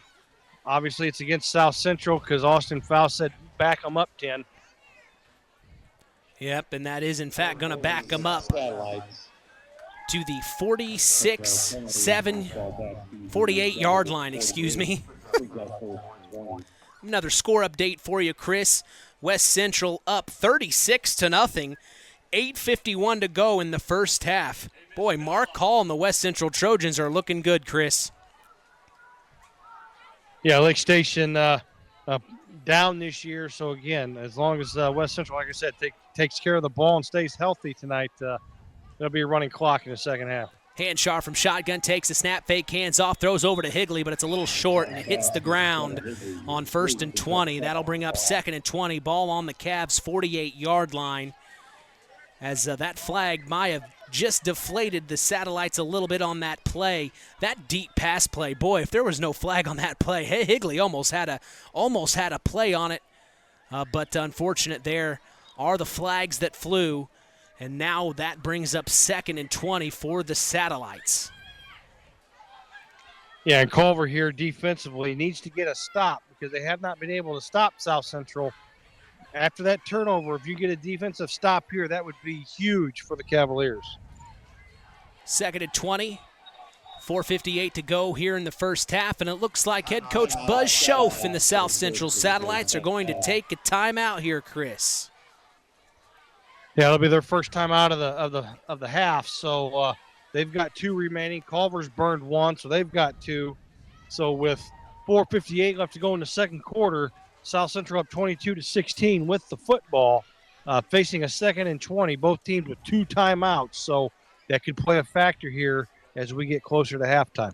Well, we are proud to let you know the PA announcer at the launch pad tonight is Butch Nedza. Our scoreboard operator is Chad Haschel. The play clock operator is Silas Nedza. And our officials, like I said earlier for tonight, are Stephen Booth, Daniel Ellenwood, Mark Lash, Robert Meir, and Cedric Riddle. As we always want to spread the love here at South Central, we've got the guys and gals up here in the booth. Little Jimmy John's action, Chris. Did you get a Jimmy John sandwich when you were up here? I did not. I opened up the box, and I'll be honest with you, I'm not a vegetable eater. Well, correct me if I'm wrong. You had asked Buzz Schoaf in the Saturday Sports Line for a special pizza. Wasn't that it? Yeah, I wanted some Wana pizza, and that wasn't up there. And so I told him while we were down on the field while the teams were warming up, I asked him where my pizza was. And he said, just tell John you're not coming back. Jesus. Well, I'm not a vegetable eater. It was refreshing for me. I thought it was great. I love a good JJ sandwich. I didn't get to be 265 by eating a garden. Yeah. We're back in action as Hanchar finds his man throwing out to the left. That's number 10, Zach Hanchar. Wait. No, 18. Clayton Strow. I was about, how does Zach Hanchar throw to himself? That's what I was thinking. So Zach Hanchar gets a complete pass to Clayton Strow as that makes it 3rd and 15, spots the ball at the 44. 3rd and 15, Chris, what are you doing? Obviously, getting Hanchar outside the pocket, trying to maybe flood his zone and let him either complete the pass or pick it up with his legs. Hanshar from shotgun takes the snap. Here come the Cavs. Oh, my goodness. Hanshar's going to have to tuck and run. Now he breaks out to the right side. He's going to cross the 40 to the 35-30. He's going to get the first down and more to the 20, to the 15, 10, 5. Zach Hanshar, baby. Touchdown, South Central. And they go up more. What a play by Zach Hanshar with the Cavs coming, Chris. Yeah, again, just made Ethan Binion miss in the open field, and he was gone. He was off to the races. So, again, Culver had South Central where they wanted them, 3rd and long, but just wasn't able to make the play. Boy, this is signs of life. The South Central Satellites definitely needed this week as they go up 28-16. Do they go for 2 here, Chris? Always. Always. That's what Chris just said, and they are going for 2. So Zach Hanshar's in the backfield at shotgun. Next to him is Aaron Hogan on his right hip. Hanshar sets his man in motion. Takes the snap. Hands off to Hogan up the middle. He stutter steps. Now he cuts back over to the left, trying to get the 2-point conversion. Short. And just like Chris said, they are short. So that keeps the score at 28-16 with 4 minutes to go here in the first half. The Satellites have made some noise. You know, a few minutes ago you were talking about on the one pass play, you thought Hanshar had thrown a pass to himself. Here's a little quiz for you, Mitch. A little trivia for you. Okay. Brett Favre, his first completion as a Green Bay Packer was to himself. It was to himself, and it's funny you bring that up. It's funny you bring that up, Chris. I was watching NFL Network a few weeks ago, and they showed that play, and they showed the interview with Brett Favre after that, and he couldn't believe it either. What a funny way to enter into the NFL. But yeah, pass was just deflected, and instead of knocking it down to make it incomplete, he caught it and took off running. Well, I got to say, you know, NFL Network really prepared me for football last season and this season. They are so in-depth. It's football 24/7. That channel really helped me a lot, to believe it or not. You gotten into the Hard Knocks series yet? No, I have not. I don't have HBO. Man, you got to watch Hard Knocks with the Jets this year and Aaron Rodgers going to New York. It's been a lot of fun seeing the behind-the-scenes action there for Hard Knocks. That's a fun show, Chris. You got to check it out. As here back in our game, set to kick away is Carter Holmquist, and he kicks to Jack Rogers. They do not want to get it into Ethan Binion's hand. As here comes Jack Rogers cutting across the field up to the 50 before he's tackled at the 49, and flags fly late. It's that type of game, folks. Tit for tat. Little face mask penalty against South Central, so you're going to tack on some yardage here to the end of this run. Again, Culver right now, the difference in this game are the 2 turnovers because Culver or South Central has been able to convert 14 points on those turnovers, and they're up 12. But Culver here needs to answer and put some points on the board on this drive right before half. At halftime in North Judson, St. Pierre, the Blue Jays lead the Caston Comets 27-7. As Chris said a little bit earlier, it's probably going to be a running clock here before too long, but the Blue Jays are taking care of business against Caston.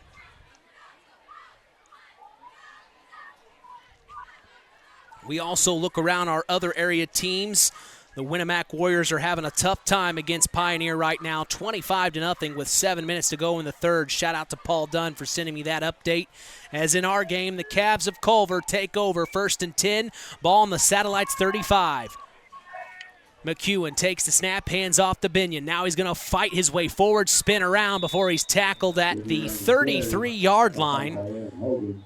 So those flags really helped Culver to start this drive here, Chris, with under 4 minutes to go. Yeah, and I like what Austin Faust did there. The last time Ethan Binion carried the ball, he put it on the ground and allowed South Central to get that last touchdown. But you come back to the senior here, you give him the ball on the first carry of this drive. After he just coughed it up. So, again, just showing some confidence in the senior. 2nd and 7, ball on the 32. Clock continues to tick. 3:15 to go here in the first half. 28-16. The South Central Satellites leave the Culver Cavaliers. McEwen from shotgun takes the snap, hands off to Binion again, and he's going to get the first down or close to it before he's tackled at the 25-yard line. A nice little back-to-back run there from Ethan Binion, Chris. Yeah, and I apologize. I'm wrong. He looks like a man amongst boys out there. He's only a junior. Yeah, it's crazy when you see some of these kids, how tall they actually are up in person, and then you look at what age they are. They still have a year or two to go in high school. It's really amazing. First and 10 for the Cavs. They hand off. This is Jack Rogers this time, and he's going to get the first down. He's still on his feet before he gets tackled at maybe the 12, 11-yard line, right around the 10, and that moves the chains again, Chris. Yeah, it does. So I was just getting ready to say, I wonder if South Central is going to maybe call one of their 2 timeouts they have remaining for dual purpose here. Number one, settle the defense down, make some adjustments, but also try to save, if Culver's going to score here, try to save some time so you can get another possession and a chance to score right before halftime.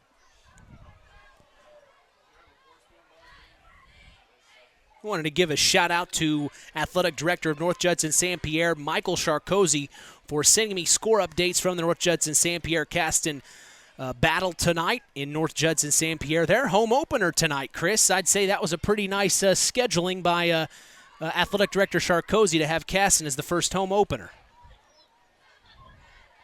Yeah, and I don't, with the way North Judson, how they're loaded this year, I really don't think it would have mattered who they played. Yeah. Just again, it's amazing how they've just reloaded from all they lost last year. But again, I'm starting to look forward to that Week 4 matchup against the Redskins.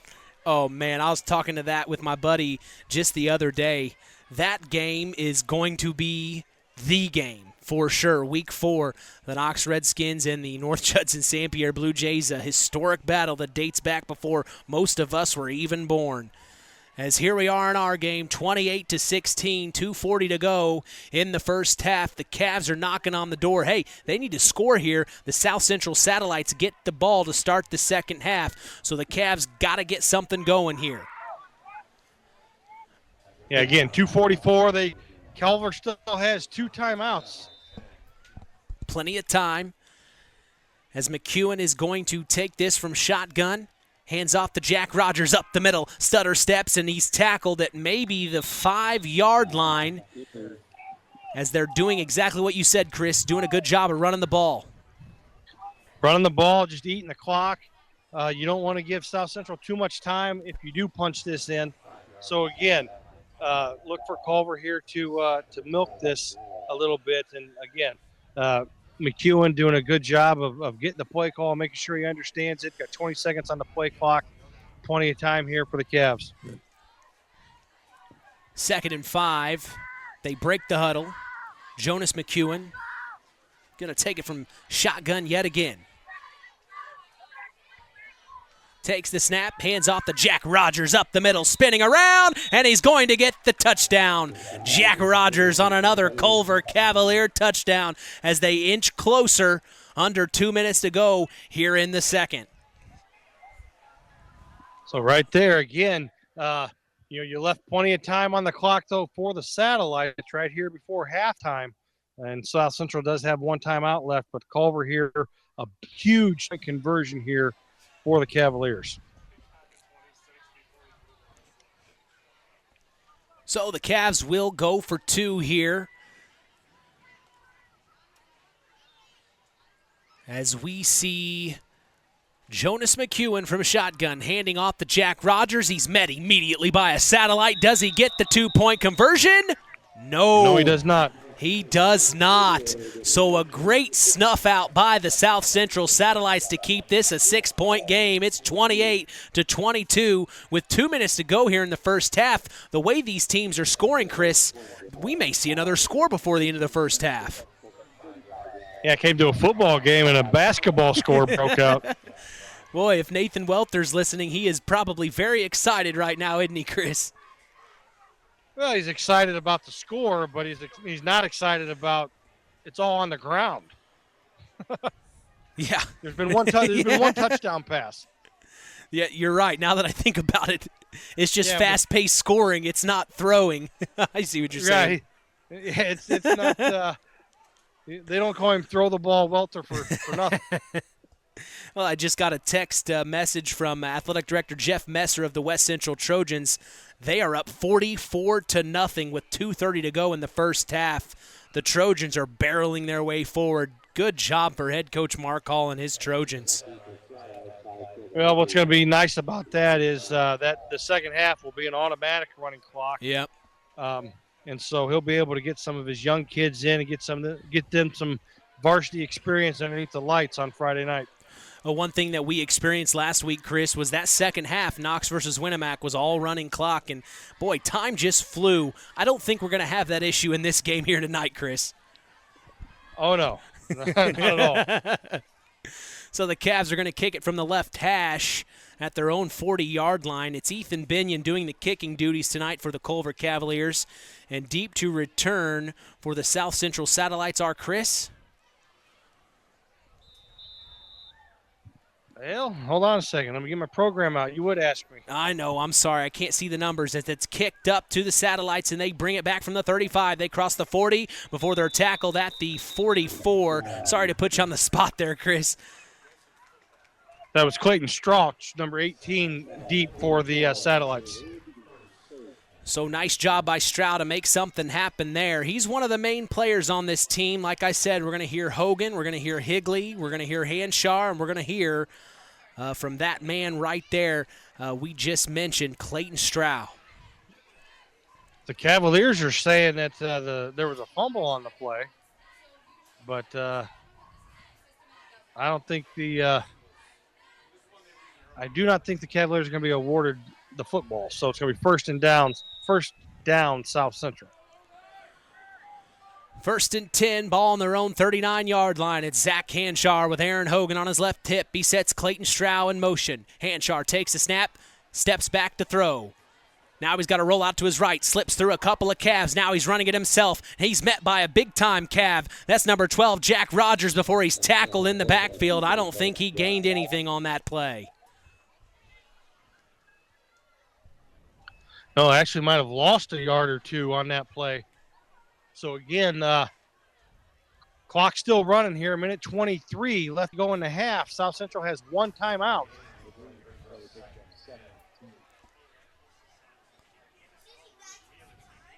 If you look in the south end zone, Chris, you see the drone. I think that's the Cavs drone. That is so cool. They're able to record the game from a drone. I just think that is so cool. You see that flying up there, Chris? Yeah, they just actually got that yesterday. I was talking to Coach Faust about that before the game. And I tell you what, the pictures you can get from that are absolutely amazing. Wow. And they're sent instantaneously down to the iPad on the sideline, so you can see exactly where they're lining up defensively against your offensive sets. Yeah, that is the coolest thing. It's just hovering there about 100 feet in the air. You see the lights blinking. That is just, the technology is so fun, isn't it, Chris? When it works. When it works. From shotgun, Zach Hanshar sets Clayton Stroud in motion, takes the snap, fake hands off to Hogan, fires over to the right side, and it's through the hands and out of bounds. Intended target was number 86 on the play, Jacob Zube, the sophomore.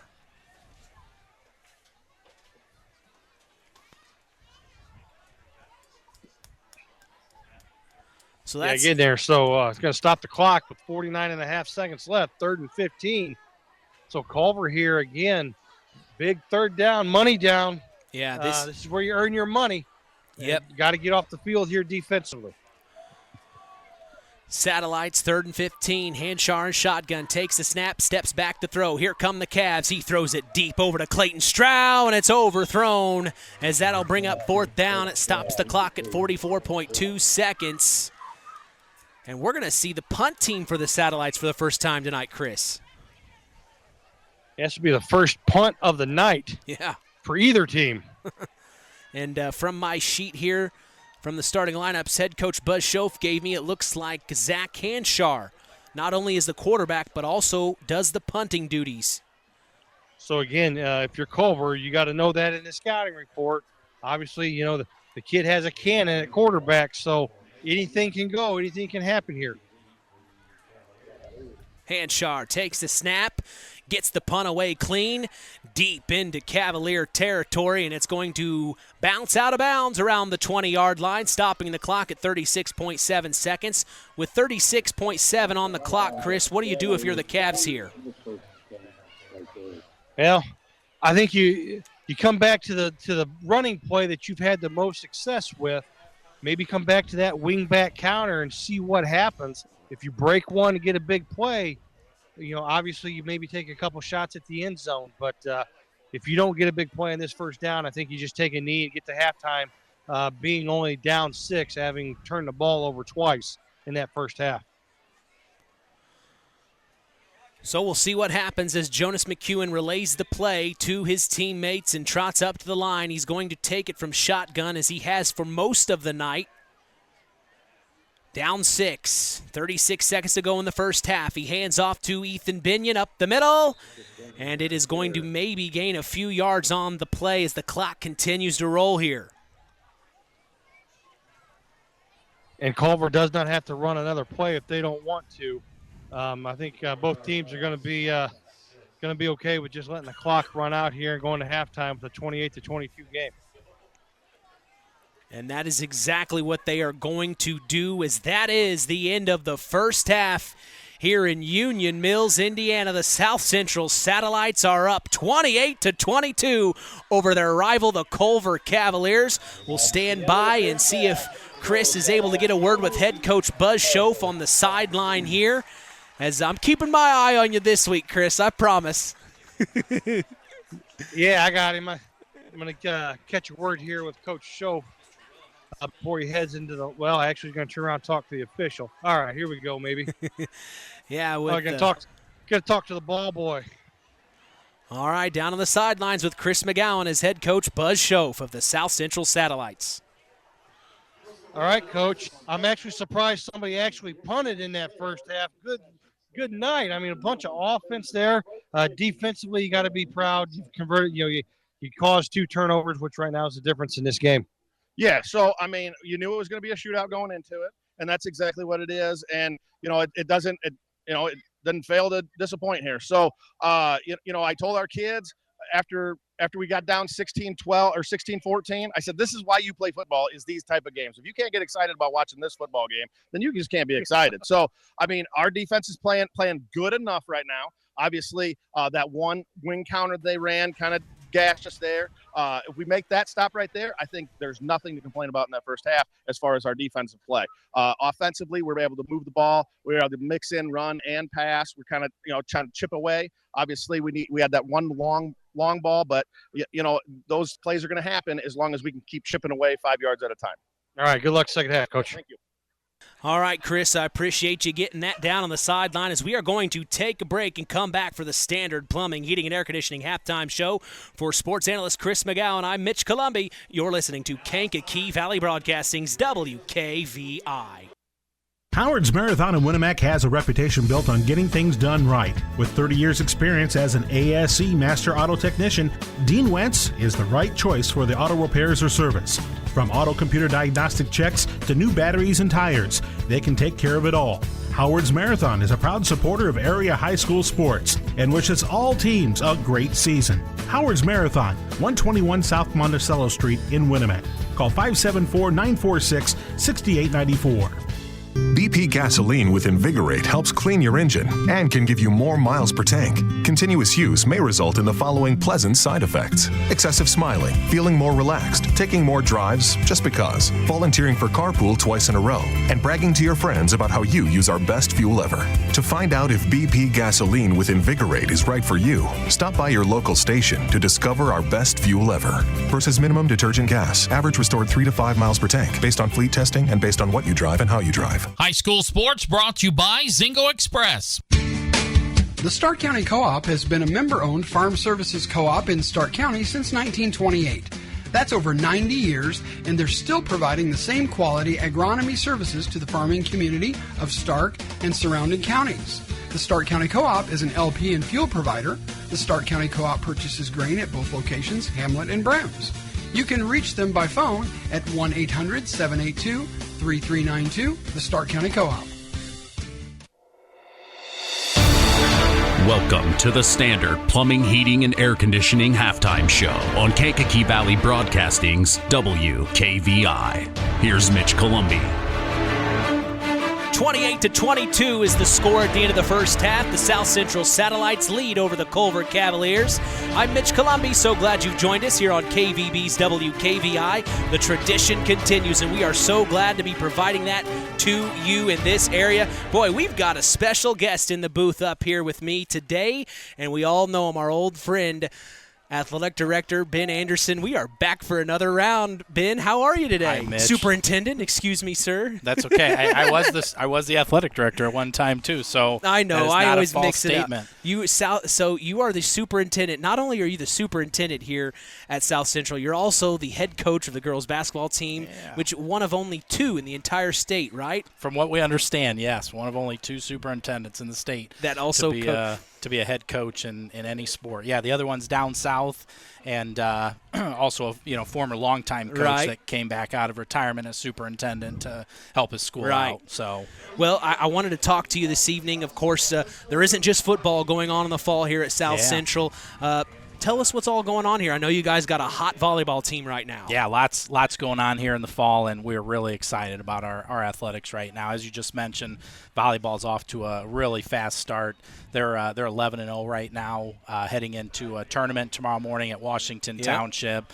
And, we returned quite a bit. We had a big graduation, but returned quite a bit. And returning PCC MVP Tatum Wade is back having a heck of a year, along with other senior Hope Welsh. Oh, man. And Sadie Marks, the third senior on that team. They're off to a really good start. But, football's having a good start here this year as well. Suffered a loss to Triton last week, but stayed in that game for a good chunk of it. It was 14-6 at the half, and wheels just kind of fell off in the second half, but had a great game last week and a shootout here right now for the first half against Culver. But decent start for football here. Cross country as well. Senior Zach Kimmel's having a fantastic season so far. He won the Dave Walker Invitational. Yeah, I saw that. Hebron. He won our dual meet against North Judson the other night. 421 run tomorrow. Some big things for Zach in cross country as well. And then girls golf is going this fall as well. And Coach Tolman, Judd Tolman, is our girls golf coach. Know him well. And shout out to Judd Tolman if you're listening. They're having girls golf is going to have a get the fan out night coming up. Judd started that last year and had about 75 people show up to a golf match, which most people don't think, I could go to a golf match. Well, Judd started that last year, hoping to get even more people out this year. And I believe it's September 11th that he's having that. We'll get some advertising out on that. But, good group of seniors coming back. Vanessa DeWitt, I think, the number one golfer this year. As a senior for Coach Tolman. But and then, of course, we got our middle school athletics and stuff going on too. But, really exciting times here for Satellite Athletics. Well, I'll be honest with you, there's not very many superintendents you talk to that could name the kids in each of the sports. You're doing pretty good there. Well, I was the high school principal for 4 years before taking over. It's my second as superintendent, but being the high school principal for 4 helped kind of keep me in the loop on that. But I intend to stay in the loop as superintendent. And, I show up to all these I try to show up to all these events. I was at Hebron last night, watched a great game match last night for our volleyball team at Hebron. Tuesday night, I was out at our cross-country meet watching Zach win that. I was at Triton last Friday night, of course, here for our home game this evening. Going to get out to a golf match here soon. So, it's a benefit of a small school. Get to know all the kids and get to actually know some of their names and get to know them on a little bit personal level. Plus coaching, of course, that helps with that a little bit as well. So that really keeps me in tune with what's going on with the kids. But, I take pride in, knowing our kids, who they are, being able to say hi to them by name, stuff like that. And they know you. I don't think I ever knew the superintendent and I, where I went to Rushville. He never came and never introduced himself to us. So I think that's so cool that you're hands-on. But also the marching band is here under the direction of Mr. Scheck. Yeah, I believe. Mr. Mike Scheck. Yeah, and you know He what, does Mr. a great Scheck, job. Yeah, he does. He does a fantastic job. This is my 10th year here at South Central, and he's been here longer than me. So, I think he's in probably about his 12th or 13th year, and he's really built our band up. From what I understand, prior to Mr. Scheck, we'd be lucky to have double digits out there, in the band, and also the cheerleaders. They're here too in full force as yeah. well. And I'm so glad you brought them up. What's the head coach's name? So Danny Erickson is our head cheer coach, and then Rockettes were just out on the field as well, as you saw. Yep. And Mackenzie Goodwin is our Rockettes coach. But yeah, Danny Erickson is like a jack of all trades, and she just does so much for our kids and as our cheer coach. And you can see we have strength in numbers in our cheer program. For sure, girls love her and just really enjoy cheering for her. And they do a great job. Oh, absolutely. And then packed house. You couldn't be more happy with awesome? With the turnout and the cheer block. It must have been luau night. Yeah, I think it was beach theme. Beach theme, but yeah, luau, Hawaiian, all similar. You can just feel the spirit. School is back in session. As a superintendent, I mean, you've got to be happy with the way things started. Tell us about the school in general, where South Central's at, and how happy you are to be leading the charge. Very much so. We had a really, really fantastic start to the year. We started last Wednesday, the 16th, and had a really outstanding start. Things just went exceptionally well. Monday, day 4, wheels started falling off a little bit in some aspects. We had an oven go out in the kitchen, and we had a bus overheat this week with the extreme heat. Yeah, well, I don't doubt it. So we have our little minor issues that we deal with as well. But our community and parents are so supportive that they help us work through most of those things. And so we're off to a really good start in the academic field as well. Some exciting things going on. We have a welding program here at South Central High School. Yeah, we're the only school in LaPorte County that has a welding program in their actual building. So there's ready for the trades. Yeah, there's a great welding program at A.K. Smith, which is the LaPorte County Career and Technical Education Center. LaPorte Community Schools has a partnership with New York Blower for some welding stuff. We're the only school in the county to have a welding program in the actual building. We hired a second agriculture teacher this year because our FFA program is booming. So we're expanding there as well. We have PLTW Biomedical Sciences program where we added year 2 this year. In addition to all of our other.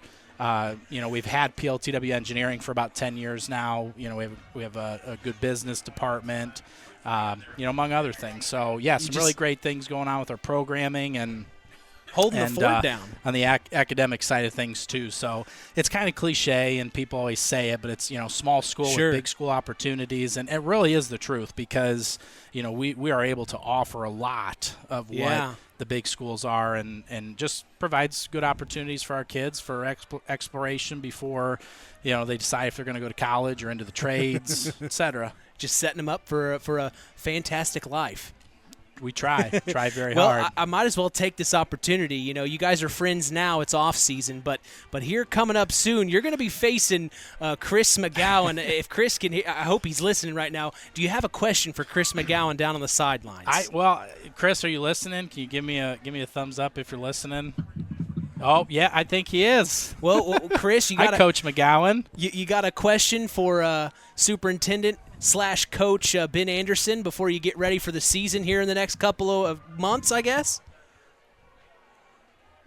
Maybe he's not listening. Well, it's going to be here before we know it. And, hey, I know Coach McGowan's going to have a great season this year with those Lacrosse Lady Tigers. He's got a lot returning this year. And I know that they're going to have a great year. But so are the Lady Satellites. Satellites got we had a big hit to graduation again for the second year in a row. But, we've got 2 Markses and 2 Welshes along with some other girls on our team. And, and so I jokingly tell people, when you still have 2 Markses and 2 Welshes, you're in pretty good shape. So, along with Addison Bruce and Gwen Mendenhall, and I'm hoping to get Lexi Johnson to come back out to play. I'm hoping Tatum Wade will come out and play with us. So that would be nice.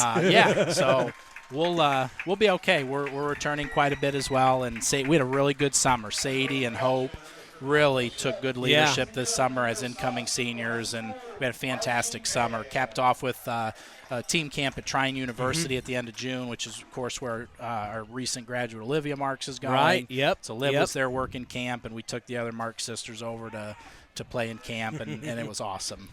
Well, I sure do appreciate you coming up and chatting with us.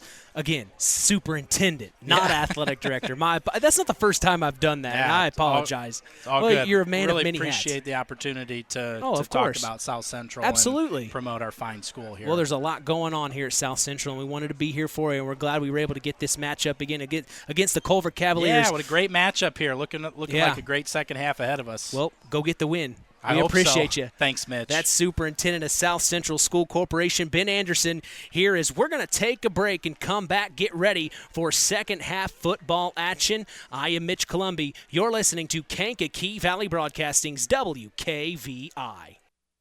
Since 1936, Standard Plumbing, Heating, and Air Conditioning have always taken pride in doing the job right. Third-generation owner Brian Hammond and his family have always set the standard when it comes to taking care of all your heating and cooling needs. Making your home a comfortable home is the absolute top priority. If you are uncomfortable in your home, give them a call at 574-936-4660. Follow them on Facebook. Let Standard Plumbing, Heating, and Air Conditioning help you take control of your comfort. Standard Plumbing, Heating, and Air Conditioning is helping continue this wonderful tradition here on KVB's WKVI. If you are uncomfortable in your home, give third-generation owner Brian Hammond a call at 574-936-4660, serving the local area since 1936. Stay tuned for more second-half action after this.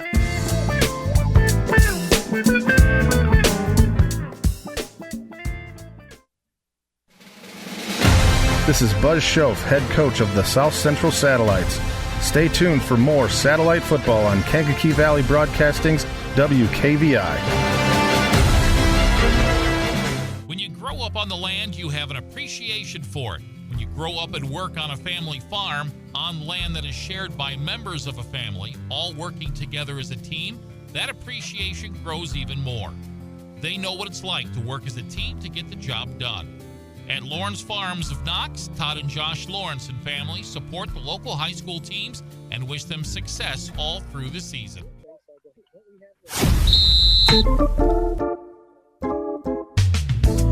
Back here at Union Mills, Indiana, we are going to sit it down to the sidelines with Chris McGowan to hear what he and head coach Austin Faust have to say of the Culver Cavaliers. Chris.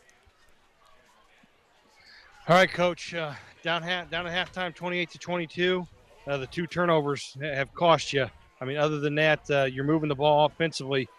The question is, what do you got to do defensively to get yourself back into this game to make up for those two turnovers? Yeah, obviously two turnovers hurt. You know what? Gave the ball to him on the two after the long rundown, and then bad fumble was first and 20, and the quarterback weaves around for a touchdown.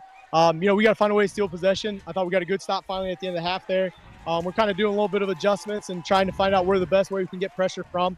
And I think that's going to be the key. If we can just get pressure, and I think we got a little bit of adjustments, try to get it from another place here. All right, good luck this second half. Wish you the best of luck. Chris, I appreciate you. We were trying to get you a conversation with Ben Anderson. We must have had some complications there, but I asked Coach Anderson, of course, / Superintendent Anderson, if he was looking forward to taking on your Tri-Township Tigers, and he said he knows that the Tri-Township Tigers have returning players, but he also said that the South Central Lady Satellites will be ready. Your message back.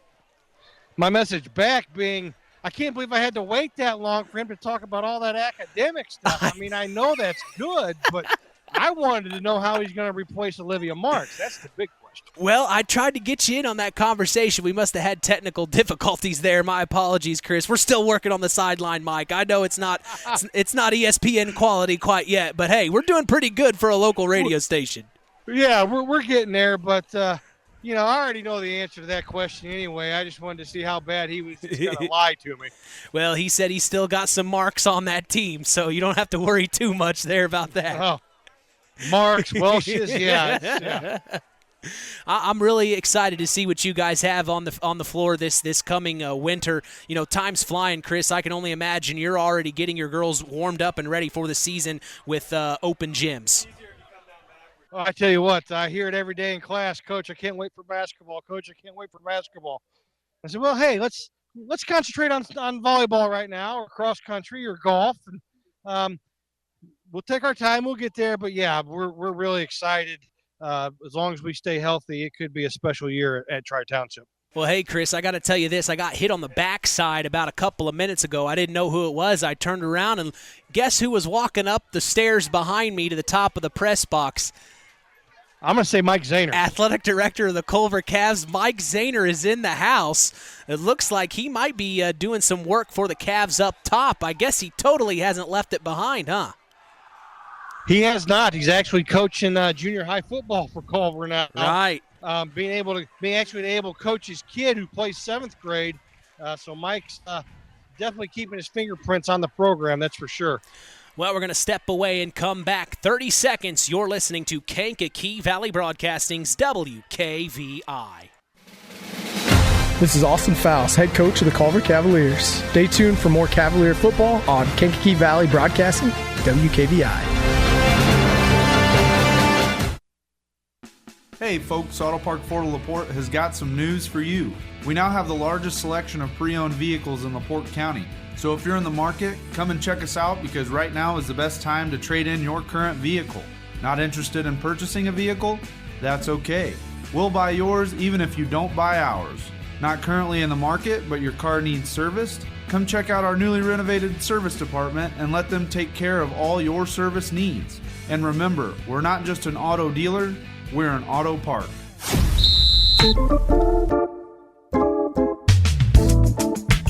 Today's broadcast is brought to you in part by Culver's Portside Marina. Join them for Customer Appreciation Night, Friday, September 1st from 6 to 10 p.m. Eastern. Live music, free food and drinks will be available as well as raffle prizes and more. That's 514 West Mill Street in Culver. We appreciate them and their support toward continuing the tradition. We are set for second half football action. Mitch Columbia along with sports analyst Chris McGowan. It's 28-22. This game is shaping up to be exactly what we had hoped for when we scheduled week 2 between the South Central Satellites and the Culver Cavaliers. Of course, the Satellites are going to return first. The Cavs will kick, and that's Ethan Binion to do the kicking duties for the Cavs. We are set for third quarter action here in Union Mills, Indiana. Binion gets the whistle from the official, raises his arm, and now he's set to go as he kick. Oh, it's an onside kick attempt, and it's going to be picked up immediately at the 45-yard line by the Satellites. So a little trickeration there, huh, Chris? Yeah, I don't know if it was really an onside kick attempt. I think he just tried kicking it off the front guy in the front line there. And tell you what, give the South Central Satellite credit there. I didn't get the number, but he did a good job of fielding that hot potato. So it'll be first. And we talked about that first. We talked about that first half. 10 possessions and had 2 turnovers and 1 punt. So every other possession ended up in a touchdown. Yeah. Hanshaw from shotgun, 1st and 10 on their own 45. Takes a snap, fake hands off to Hogan, fires over to the right side, and it's broken up by number 7 of the Culver Cavaliers, Hayden Parker, the senior. Good defensive job by him. Yeah, good read there, and I tell you what, South Central's lucky that he didn't step in front of that and take that to the house because he had nothing but green grass in front of him.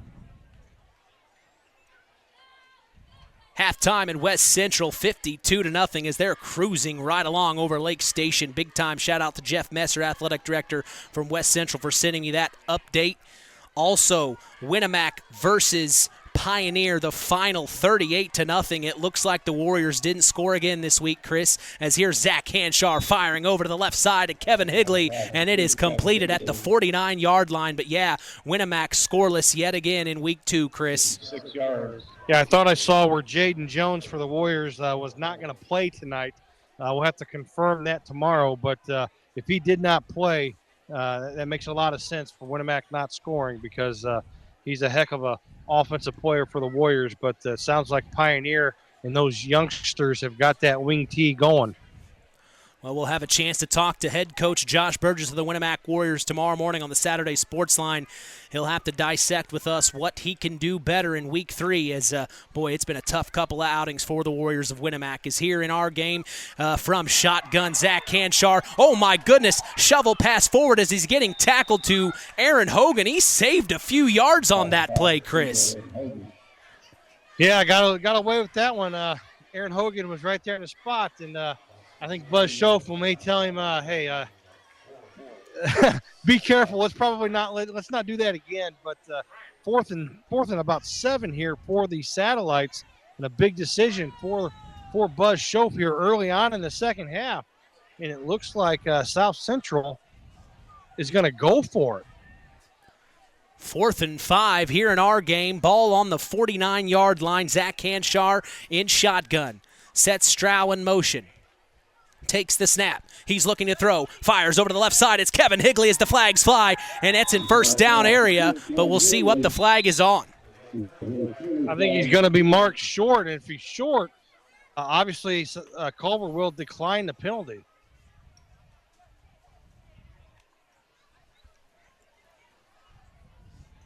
But that penalty's in the area of holding.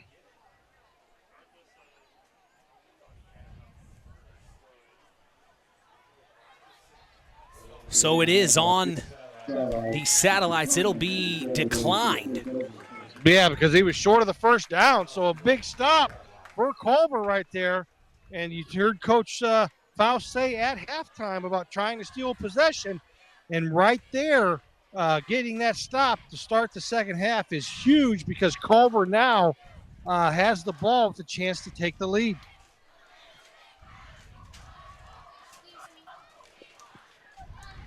So 1st and 10 for the Cavs of Culver as they take over on their own 46-yard line.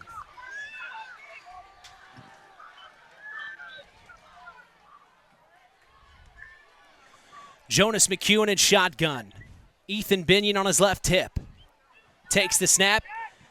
Nice play. Hands off the number 10. That is Isaiah Gonzalez. He's going to break a couple of tackles before he gets the first down. And then he's tackled at about the 42-yard line. A nice big run there for Isaiah Gonzalez, Chris. Yeah, the freshman showing a little speed there, a little elusiveness. And that was actually a pass. That was a shovel pass forward there. Easy way to get some passing yards in the stat book. But again, Gonzalez doing a good job showing some great quickness there for the Cavaliers.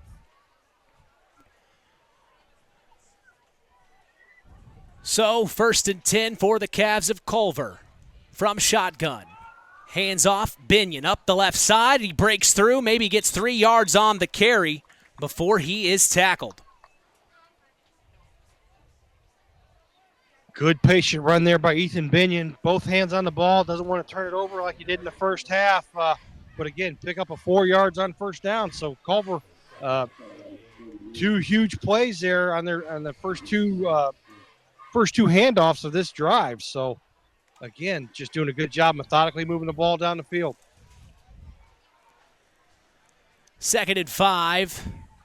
Ball on the Satellites 38, 28-22 here in the third quarter, coming up on 9 minutes to go. McEwen takes the snap, hands off up the middle. Maybe a yard before he's met by a Satellite. It looks like 78 was in the play there, or 76. Braden Lautenbach got in there for the tackle. Nice job there by the Satellites.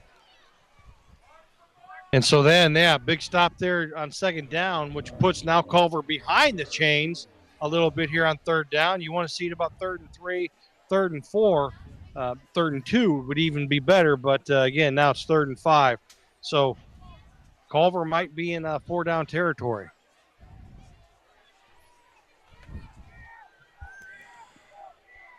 So McEwen from shotgun sets his man in motion, takes a snap, shovel pass forward to number 1. That was Ryan Beam, but he's met by a Satellite immediately. I think that was number 32 on the play, I believe, Chris.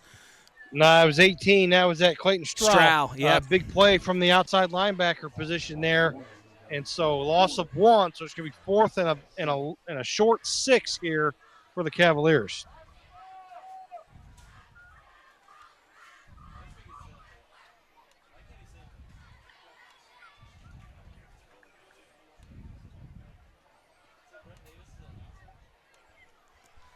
4th and 6, and they're going for it. McEwen from shotgun. And we've got whistle. Timeout. Yeah, timeout here. Yeah, Culver was having trouble lining up in the right formation. So, again, good timeout there. Big, important play here, both offensively and defensively for both these teams. It'd be kind of impressive here for both teams to come out and get a stop defensively after what we saw offensively from both teams in the first half.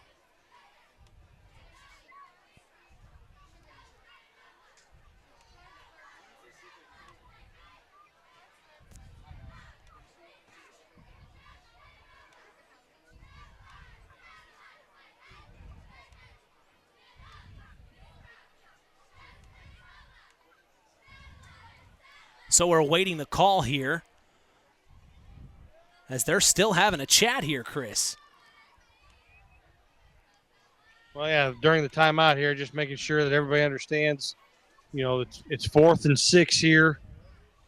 So might be some communication between the staffs here, making sure, hey, we need to watch for this, watch for that. So, again, just making sure all the officials are on the same page, communicating with each other.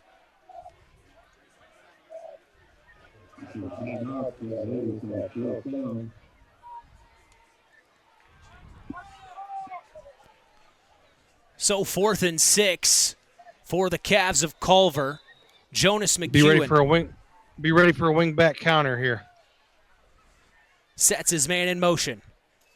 Throws over to Ryan Beam, and it's incomplete as it goes through his hands.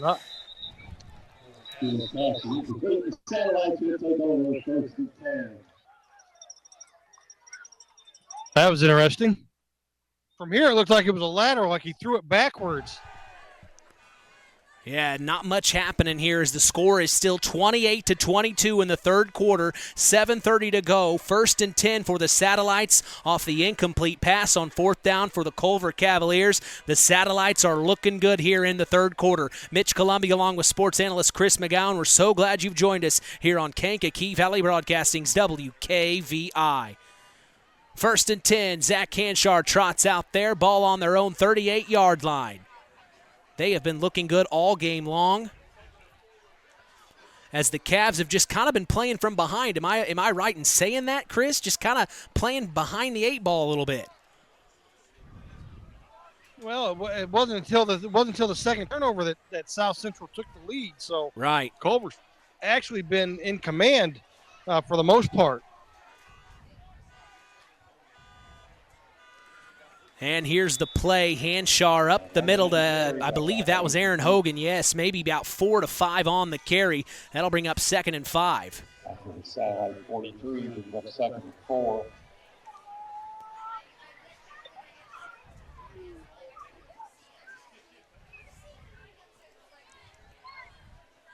(28-22) in the third quarter.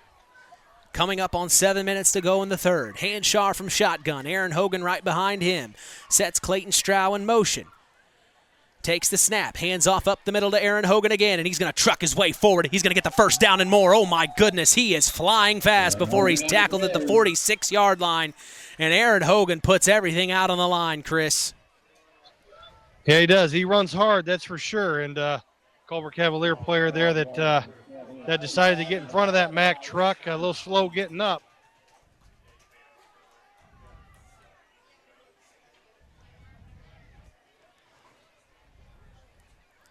Well, I just have a 1st and 10. Yeah, 1st and Go 10. ahead. No. We'll catch up with that here in a minute in the Knox game. I got a score update. We will talk about that here in a second. Here's 1st and 10 for Zach Canshar. Sets Clayton Strow in motion. Takes the snap. Hands off. Oh, it's a fumbled handoff. Now he picks up. Oh, my goodness. Zach Canshar now cutting across to the 40. Now he's tackled at the 38. Handed off to Aaron Hogan. Hogan dropped it, and then pouncing on it was Zach Canshar to save the day. That's 8 yards to the Cavaliers 38. Talk about making lemonade out of lemons. Wow, lucky that ball was not recovered by Culver, and then to end up getting 7 yards out of it on the busted play. Right now, things are definitely in the South Central Satellite favor. Score update from Knox, 30-14 at half. Knox is in the lead right now, Chris, looking good. Strauss set in motion. Hanchar takes the snap, fake hands off to Hogan. Now he's looking to throw. He's got Cavs coming after him as he throws a deep ball, and it's going to be intercepted by Jonas McEwen at the 13-yard line. And there are no flags on the play. The Cavs turn over. Yeah, there is a flag on the play. Oh, there is? Yes. My goodness. That ball is severely underthrown. Yeah, Hanchar had to throw on his back leg, kind of a terrible angle, but he had to get rid of it. He had 3 Cavs chasing him. And now they're calling it on the satellites, Chris. Yeah, illegal man downfield. Had an offensive lineman downfield, so Culver will decline that penalty and take the ball over 1st and 10 on their own 14. So we had all that offense in the first half, and now the defenses have finally showed up to play, showing a little bit of pride, and we're starting to turn into a game that I like. Knockdown, drag-out fight, as it looks like you said, Chris, they are ready to play a little bit harder in this half. Yeah, I like those 7-3 games, 10-7. Jeez. I like those, knockdown, drag-out, fight for every yard. In the trenches. 1st and 10, ball on their own 14. Jonas McEwen takes the snap from shotgun, hands off up the middle. I think that was Ethan Binion. Yeah, loss of maybe a yard or no gain there for Cavaliers.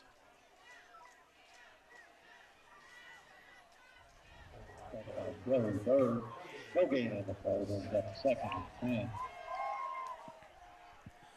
So that makes it 2nd and 10. Ball on their own 14. McEwen gets the call from his sideline. Now he's relaying that to the huddle. They break the huddle, and now he's trotting up to the line. He's going to take this from shotgun, as he has for most of the night.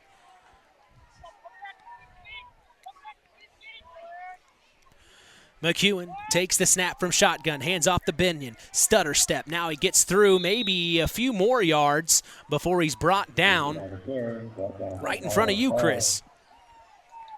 Yeah, pickup of about 4 yards there, maybe 5. So third and a long 5 here for the Cavaliers.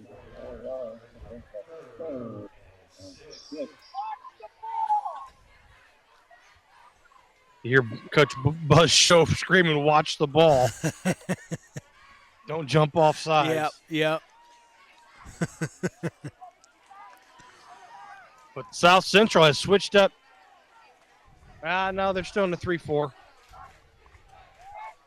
Takes the snap is McEwen. Now he hands off up the middle, and they get closer to that 1st down before he's tackled.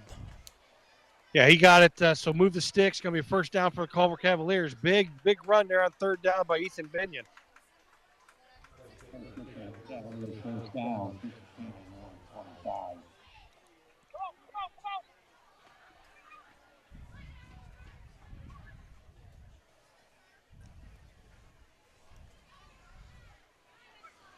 So taking their time, making sure they are calling the right plays here are the Culver Cavs. A lot more methodical here on this drive, making sure they are getting everything out of it that they can. 1st and 10, ball on their own 25. And he's going to take the snap. It's McEwen handing off up the middle, and I think that's Binion again. They are relying on him a lot tonight. Yeah, I think we figured out who was going to replace Shane Schumann. That's Ethan Binion. Yeah, right off the bat, too. 3 yards on the play. We've got 2nd and 7 at the Cavaliers.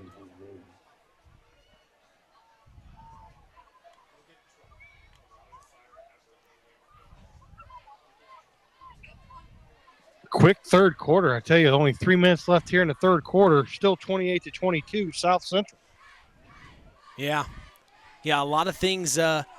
It's just been a stagnant 3rd quarter, but the time keeps ticking. Both teams' defenses have come out with a little bit more vigor here, as here's the handoff to the far left sideline, and he's tackled into a bunch of Cavs out of bounds there. Did he get anything, Chris? He did not. Maybe a yard or 2. Right now, the official got taken out on the sideline. My goodness.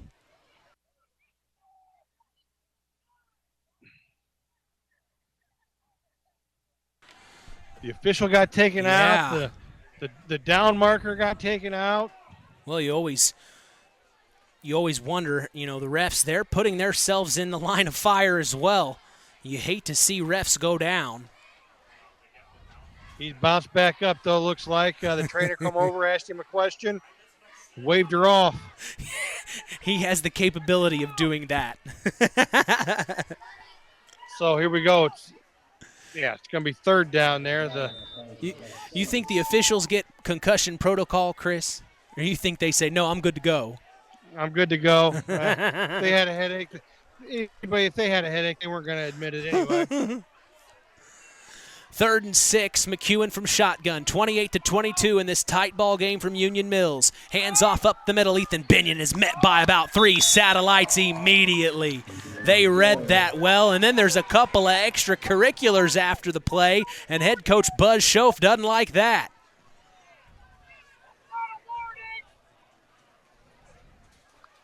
Yeah, this game's starting to get a little chippy out there. Yeah.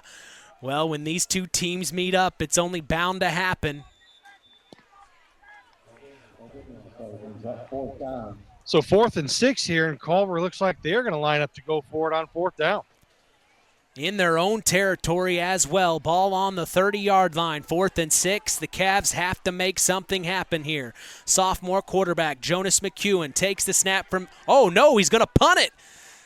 So it caught the satellites off guard, and that's going to bounce around the 47-yard line where the Cavs touch it. So a little trickeration there, huh, Chris? Yeah, a little quick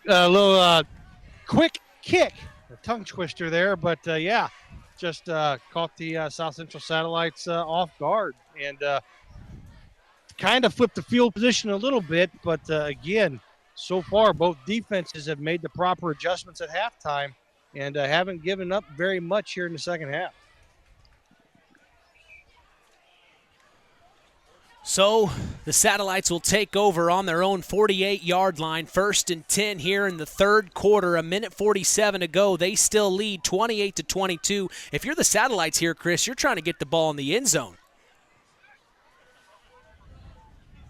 Yeah, create a little extra space here, a little bit extra breathing room. Oh, my goodness, it's Aaron Hogan breaking through the middle. He gets to the 25 to the 20, 15, 10, 5. Touchdown, Satellites! Aaron Hogan, right when we called it, Chris, he answered the call, baby. 34-22, the Satellites extend the lead. So, again, big two-point conversion coming up here for the Satellites. What a play by Aaron Hogan, and his presence is being felt here tonight in Union Mills, folks. What a play. He broke through the 50-yard line. By the time I had a chance to call the play, he was already at the 35. That cat's got wheels, man.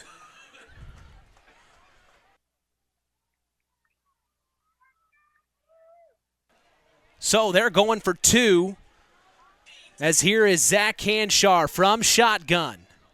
Takes the snap, hands off to Hogan. No, he keeps it himself. He's going to roll himself right in and get the 2-point conversion. 36-22. The South Central Satellites are looking good, Chris. Yeah, makes it a 2-possession game here with 1:36 left. Again, Culver just has to answer with a drive here and some points. And get right back into it. What a couple of plays here by the Satellites, really making noise here at home in week 2. Up 14 points, it's 2 touchdowns. Do you feel comfortable with a 14-point lead in this type of game, Chris? No. Maybe a 3-touchdown lead, 3-possession game. In this kind of a game, but a 2-possession game, you're just one turnover away from it being right back in it. Boy, most games, Chris, you're up two touchdowns, you feel pretty comfortable, but I think you're right. In this kind of matchup, I mean, anything can happen. You can score within a few seconds. They've shown that tonight. So I think you're right. You can't be comfortable with this lead. You're going to have to keep your foot to the pedal to the metal. Exactly. So So the Satellites are set to kick this one away from the left hash at the 40-yard line, deep to return. It looks like they've changed things up here. It's Ethan Binion and number 1, Ryan Beam, the senior, deep to return. They're trying to get the ball in Ethan Binion's hands, I can only imagine, as the Satellites have only kicked to Jack Rogers tonight. Well, Jack Rogers is on the sidelines right now. I think he's cramping up. Oh, dear. That's why you see number 1 there for the Cavaliers, Ryan Beam, getting a lot more action here in the second half.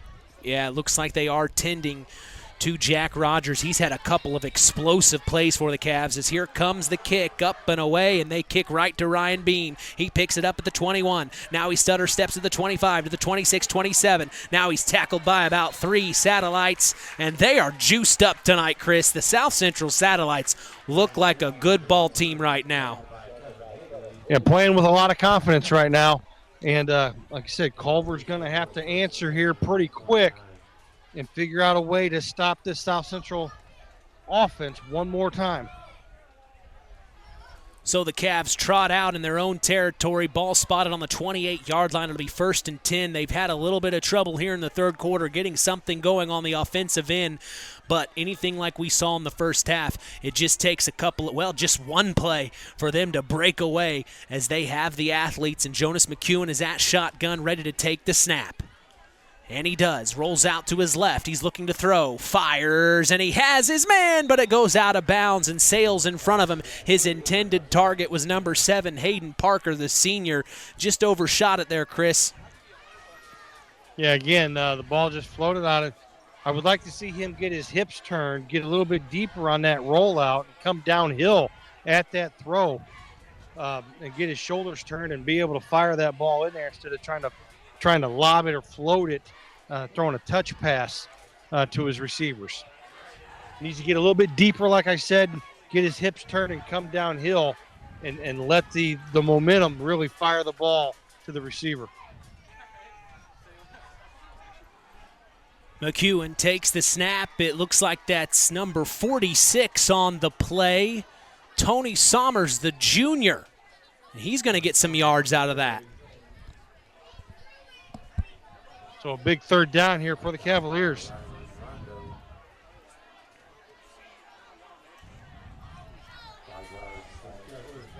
McEwen gets the call from the sidelines, relays it to the huddle. They break the huddle, and now he trots up to the line. He's going to take it from shotgun. It looks like that's Ethan Binion on his right hip. Takes the snap. Hands off. No, that's Sommers, and he's met immediately by about 2 Satellites. Big time tackle there. I think that was Aaron Hogle poking his head in there. Yeah, and it looks like Culver's going to go and let the clock run out here, take a quarter break, and decide what they're going to do with a big 4th down.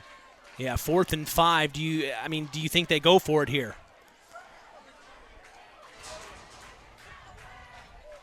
Yeah, they may go for it here, Chris. What are your thoughts?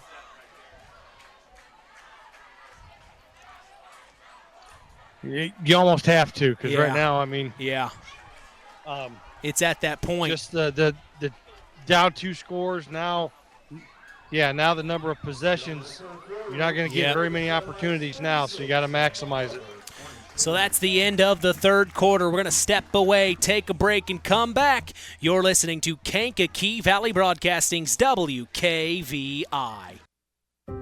At First Farmers Bank and Trust, we've been serving family farms for over 130 years. We've seen our customers succeed in good times, pull through in tough times, and we've learned some lessons along the way. So we appreciate the customers we have today by finding the solutions they'll be looking for tomorrow.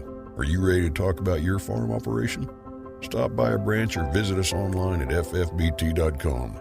First Farmers Bank and Trust. Equal Opportunity Lender. Member FDIC. This is Buzz Schoaf, head coach of the South Central Satellites. Stay tuned for more satellite football on Kankakee Valley Broadcasting's WKVI. When you grow up on the land, you have an appreciation for it. When you grow up and work on a family farm, on land that is shared by members of a family, all working together as a team, that appreciation grows even more. They know what it's like to work as a team to get the job done. At Lawrence Farms of Knox, Todd and Josh Lawrence and family support the local high school teams and wish them success all through the season. Back here from Union Mills, Indiana, Mitch Columbia along with sports analyst Chris McGowan. Zingo Express of Knox is a proud sponsor of tonight's action. Stop by Zingo Express at Knox and fuel up both you and your vehicle the Zingo Express way. 36-22, a fresh clock as we enter the fourth quarter. Culver Cavaliers are going to start with the ball on the 34, 4th and 5. They take the snap, hand off to Ethan Binion, who's going to throw wide open, and he drops the catch. It was intended for number 1, Ryan Beam. Oh, my goodness, Chris. He was wide open and drops the pass. That is so unfortunate.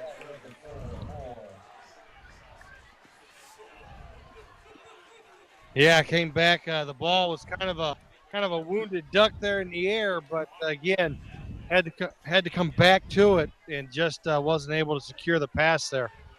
Yeah, they what kind of play was that where McEwen takes the snap and shovel passes it forward to Ethan Binion and then throws it? What kind of play is that called? Just a halfback pass. Okay, thank you. It's that simple, folks. You just ask the questions and you get the answers. You just got to ask. Simple. That was my uncle's, you never know until you ask. So here, turnover on downs, 1st and 10 for the Satellites as Zach Canchar takes the snap, hands off to Aaron Hogan, who fights his way forward to the 26, 7-yard line, and he is still working hard tonight. Yeah, Culver needs to figure out a way to dig down deep here and try to get a 3-and-out or create a turnover, because I don't think where South Central has the ball, they are not going to punt in this situation. So South Central's definitely in 4-down territory, so Culver's got to figure out a way, like I said, to get a stop here to give themselves a chance. They give up a score here, this game is over. So we'll see if they can answer the call from sports analyst Chris McGowan here down on the sidelines. As Zach Canchar, 2nd and 3 from shotgun, takes the snap, hands off to Hogan. Now he's dancing around with a couple of Cavs before he's tackled and picks up the first down at about the 16, 17-yard line. So the Satellites trucking forward, Chris. Yeah, first down there. So again, Culver somehow here needs to keep South Central out of the end zone. It'd be best some way to create a turnover, obviously, but again, you got to create a 4-down situation here and get off the field. Score update from West Central versus Lake Station. It looks like Lake Station finally got on the board, but West Central is rolling right along 58-8 with 6 minutes to go in the fourth quarter. West Central Trojans looking good. In our game, Zach Canchar from shotgun takes the snap, hands off to Aaron Hogan up the middle, up the left side. He's going to fight his way forward, and he's going to get the touchdown. Aaron Hogan, another 6 points to add to the board as the South Central Satellites are up 20 points here in the fourth quarter. And we got flags galore. Galore. Flags galore. I like that. Well, you know, it's something pretty obvious when 4 guys throw the flag at the same time. Yeah, something was pretty obvious. I think it's going to be an unsportsmanlike conduct on Hogan here for taunting. Oh, man. Well, you know, it's just trying to rein those emotions in when you get – I think what it shows, Chris, is both of these teams want to beat each other so bad. They know what this game means. It's become a rivalry game. It just has. And that's where you just got to reel in the emotions a little bit. You can't get overconfident. You can't be too cocky. That's unfortunate there. But, I mean, they did get the job done. They're trying to promote positivity as much as they can on the field. It looks like head coach Buzz Schoaf is getting an explanation from the Whitecap right now. But, yeah, unfortunate there. Was that just a penalty on the kickoff then? Yeah, it looks like the unsportsmanlike conduct will be assessed on the kickoff. Well, that can only help Culver.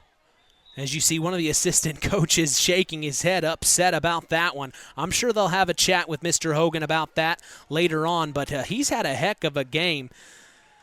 As here they are going for two. Mr. Zach Hanshar. Oh, he pulls it from Aaron Hogan, and he's going to trot himself right in there easily for the 2-point conversion. 44-22. The South Central Satellites are pulling away.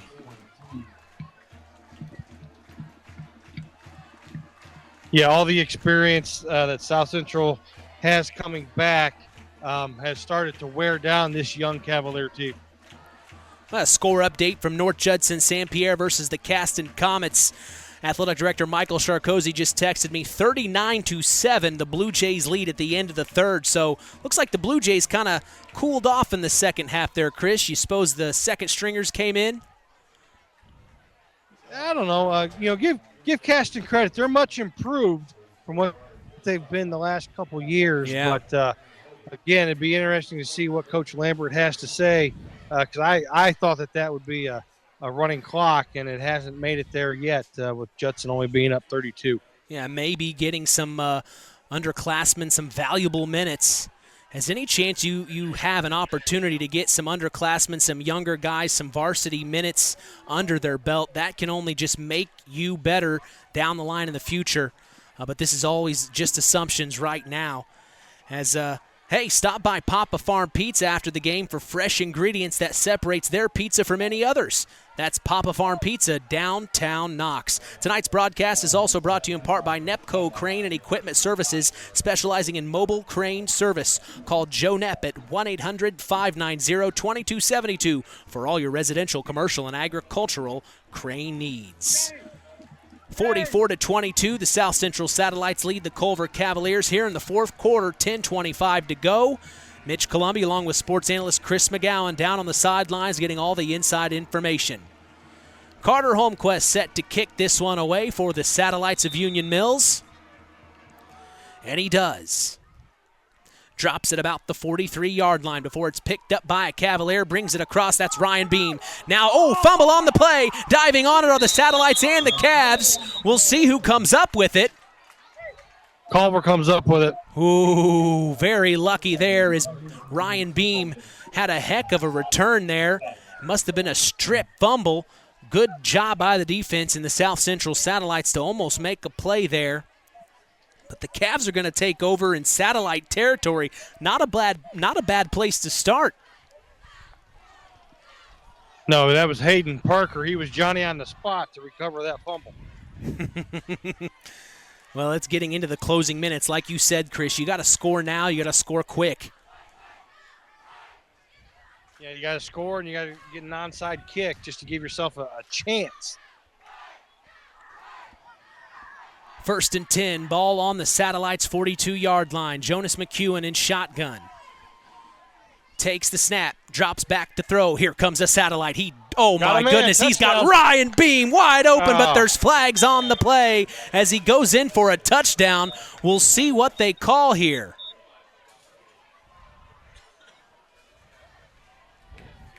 And you could hear the disdain in Chris's voice. Right when he caught the ball, the flags flew. You couldn't believe it, Chris.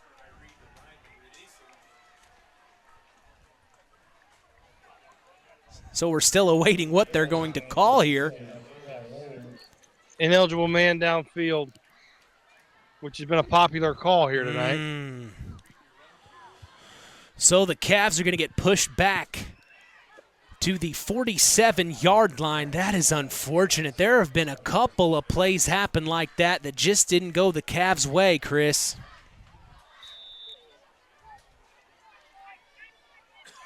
Oh, man. I know. I'm speechless. Very upsetting for the Cavs of Culver here as they're going to try 1st and 15, ball on the 46. And it's a double handoff. This is number 42. He doesn't get much on the play, Ethan Binion.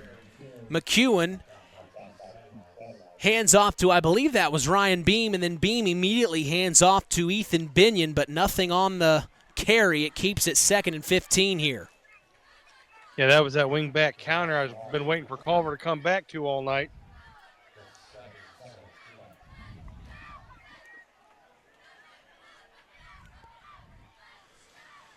So McEwen gets the call from the sidelines, trots out to the huddle, and they break the huddle. As it looks like Jack Rogers is still on the far sideline getting treated for some cramps, as here's McEwen taking the snap from shotgun, fakes the throw. Now he's rolling out to his right before he's tackled immediately by a big-time satellite. I can't catch the number, Chris. Who is that? 76? That would be number 76, Brayton Lautenbach. Yeah, Lautenbach, the junior.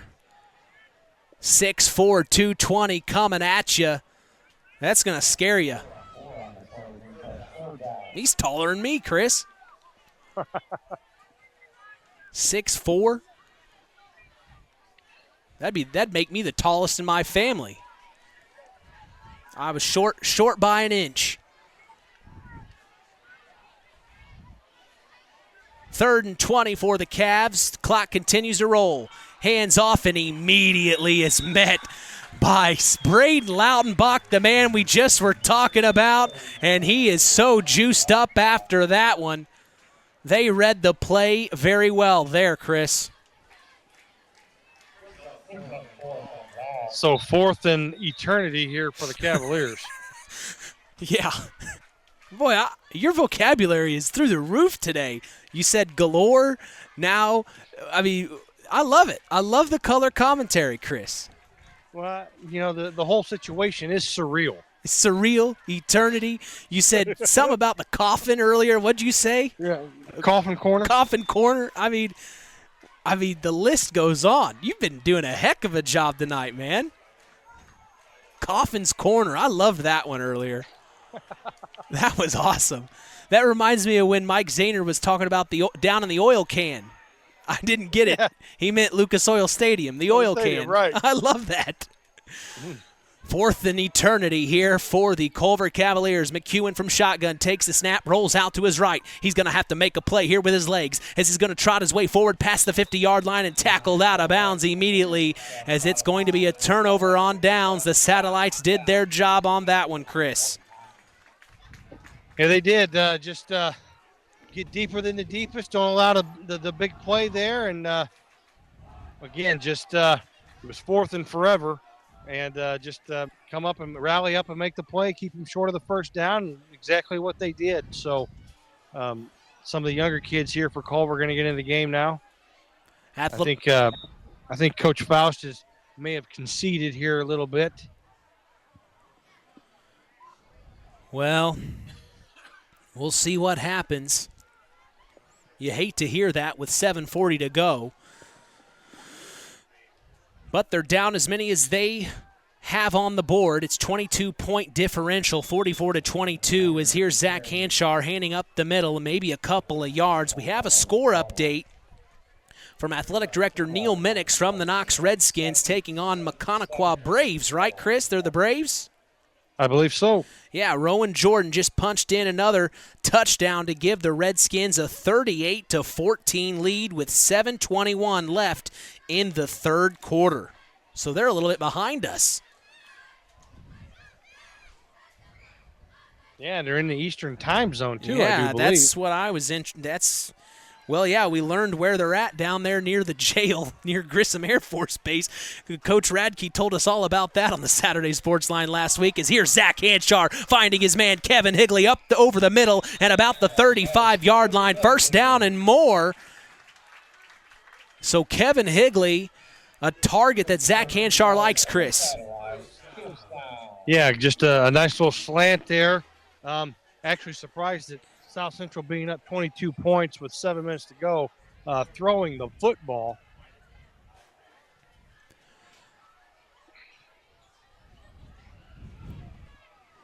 So 1st and 10, ball on the Cavs 34. Zach Hanshar still out there for the Satellites. 6:30 to go here in the ball game. Sets Clayton Strow in motion.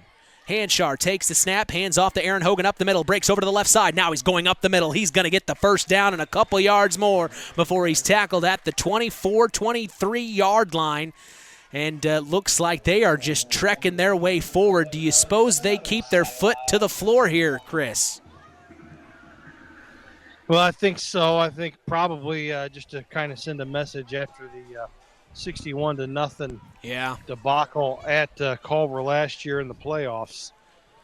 Yeah, we talked about that in the pregame, and there was only one big play for the Satellites that night. We were able to hear that in the pregame. If you ever have a chance to join us in the pregame, we try to play plays from last year's matchup as the Cavs got the better of the South Central Satellites in that sectional semifinal round. But tonight, Week 2, 2023, is a different story, as here's Aaron Hogan fighting his way forward through the middle. He may have a first down. It may be first and goal, and it is. He moves the chains yet again.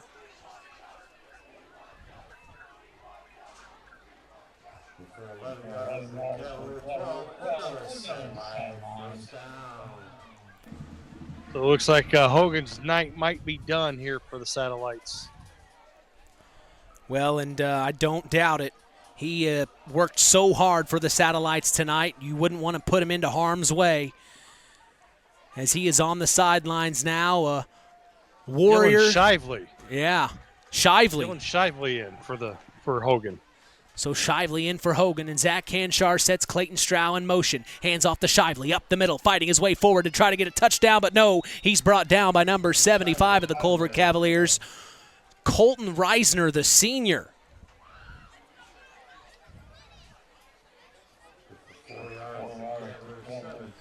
Shout out to Jeff Messer, athletic director of West Central. The final, West Central 58-10 over Lake Station.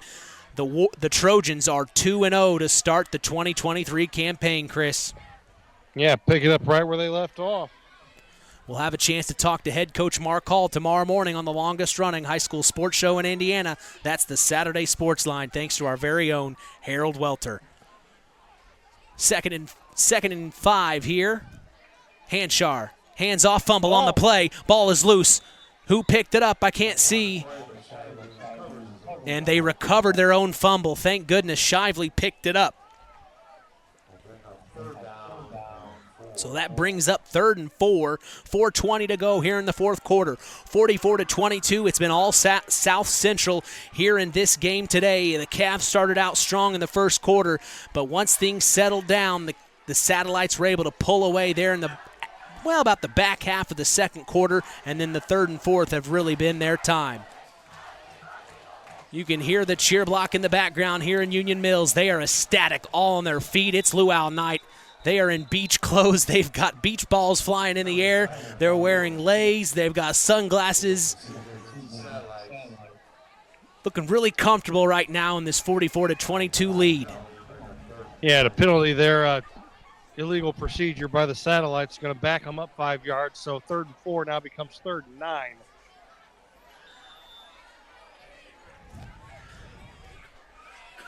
I got a text from Paul Dunn, Chris. He said, that's why you're called the color commentator. It's full of colorful language. Well, my idea of colorful language and Paul's idea of colorful language are probably not the same. I just got to keep reminding myself we're not on tape delay. I know. Hanshar takes the snap up the middle. I think that's Shively again.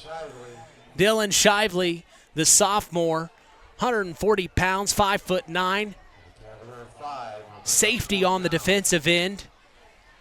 Getting some varsity minutes as a sophomore here tonight. Yeah, the funny story when I started doing this about a decade ago or whatever, I had the conversation with my mom. I said, yeah, I'm going to be doing color commentating for WKVI during football games. And she goes, is it tape delayed? Hey, I haven't had an issue with you yet, Chris. You've been professional. Hanshar from shotgun. Oh, mishandles the snap. It's picked up by Shively, though. He's fighting his way forward. There's a fumble on the play, and the Cavs pounce on it. We'll see what they call here. That was 4th down, so it's going to be Culver Cavalier football regardless. And then there's a Cav with a cramp, and the South Central Satellite players helping him with that cramp.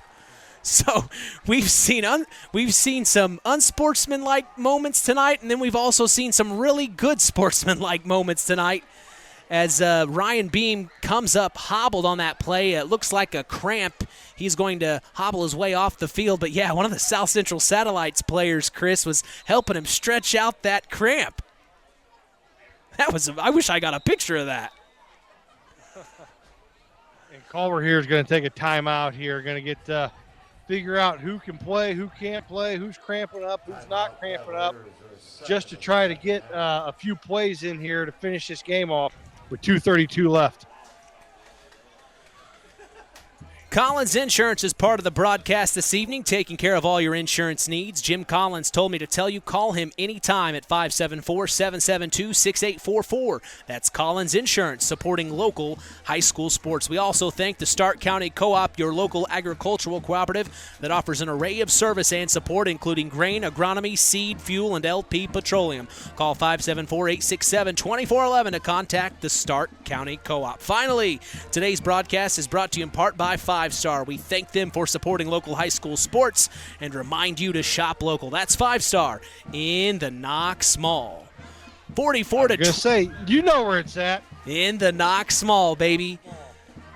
44 to 22. Had a chance to catch up with Rick Rabb a few weeks ago. If you saw my picture on our social media platforms. We're just kind of trying to promote our sponsors. We so appreciate all of our sponsors and helping us continue this wonderful tradition here on WKVI. We always say, if you would like to be part of this wonderful tradition, please contact us at 574-772-6241. Ask for Mitch or email me at mitch@wkvi.com. First and 10 for the Cavs. Jonas McEwen is going to take over here deep in his own territory here. They're going to have to get out of this area of the field as soon as possible, Chris.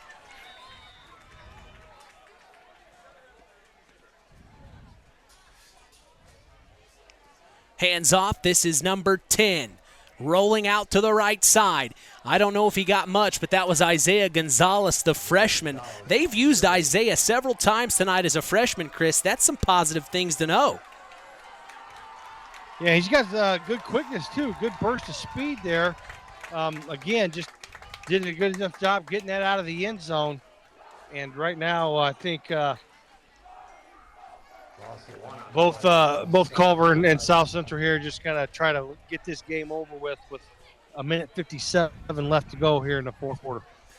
Well, I'll be honest with you, Chris. We thought this was going to be a back-and-forth affair late into the game, but the Satellites just pulled away. I'm very much excited to hear what head coach Buzz Schoaf has to say after this win, as here is a snap up the middle, handoff from Jonas McEwen, and I don't think they got much on that play as the clock continues to roll here in the fourth.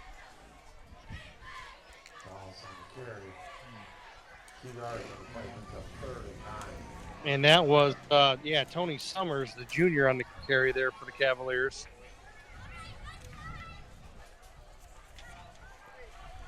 So 3rd and 9 for the Cavs late in the fourth as they break the huddle.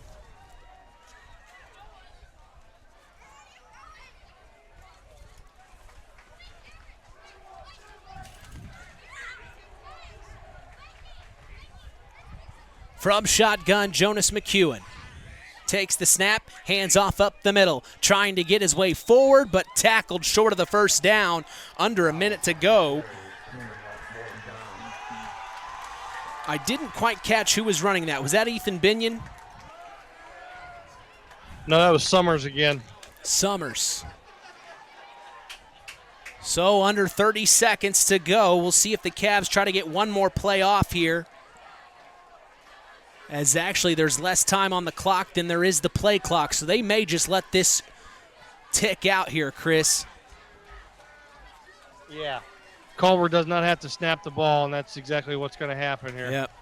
And you can see the Satellites on their side of the field so excited. The cheer block is making their way down to the field. They may storm the field tonight, Chris.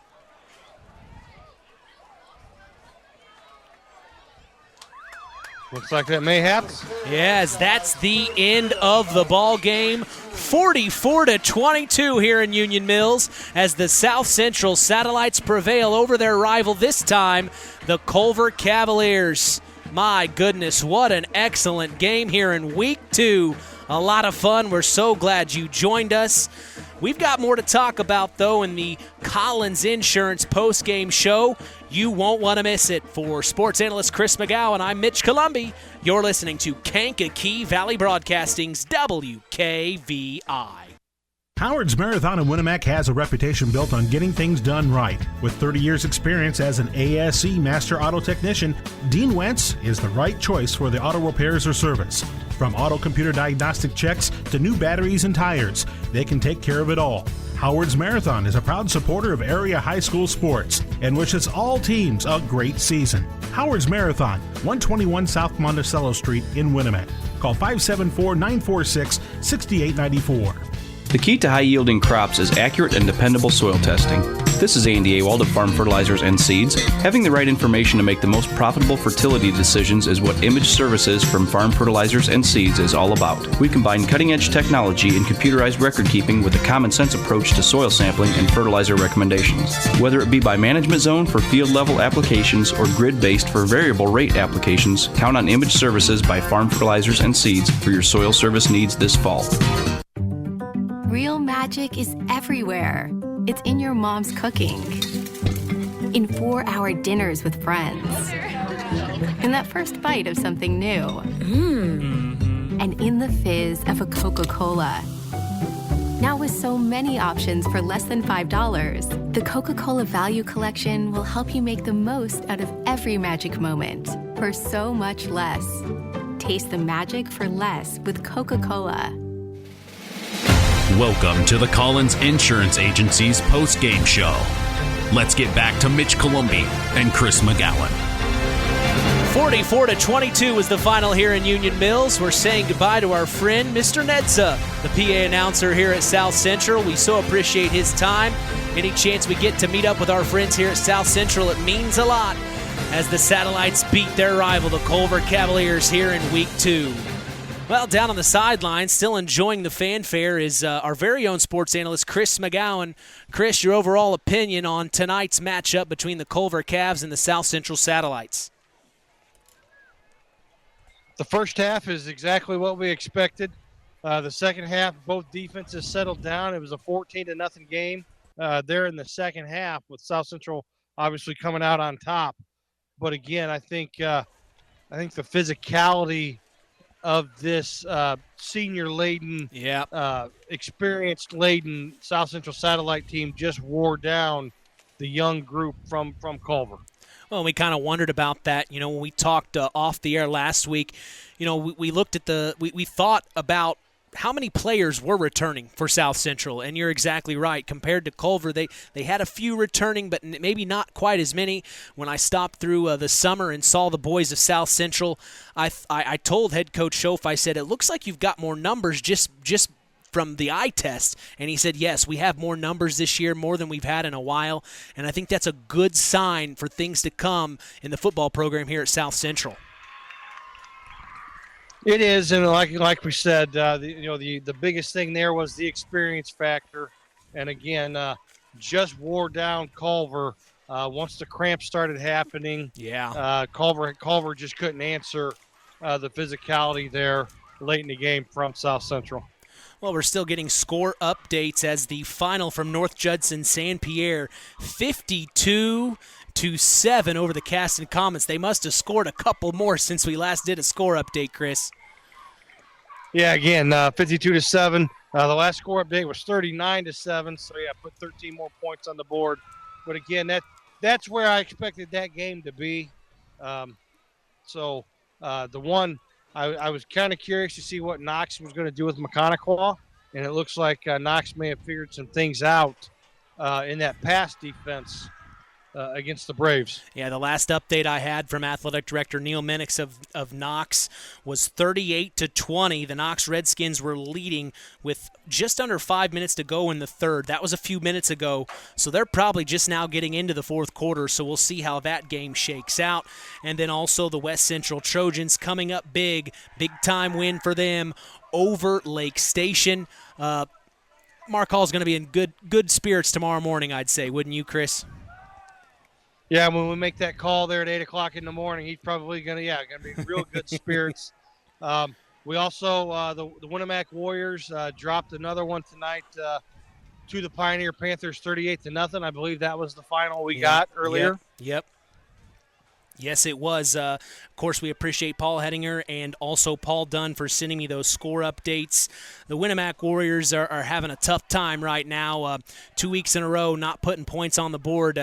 What can that do to a team's psyche? What does that do to you? Well, I mean, it's just they're a young ball club again. Winamac not having one of their better players tonight, in Jaden Jones, I believe.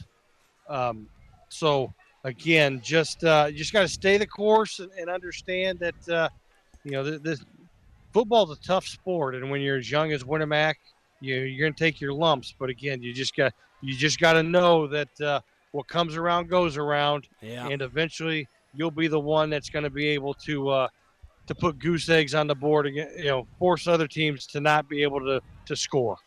Yeah, it's really unfortunate what the Warriors are going through right now. A historic program, a historic football program. Me from Central Indiana, I'd even heard of the Winamac Warriors, Chris. So, this is just a bump in a road you'd like to think when you think of the history of Winamac football all the way from top to bottom.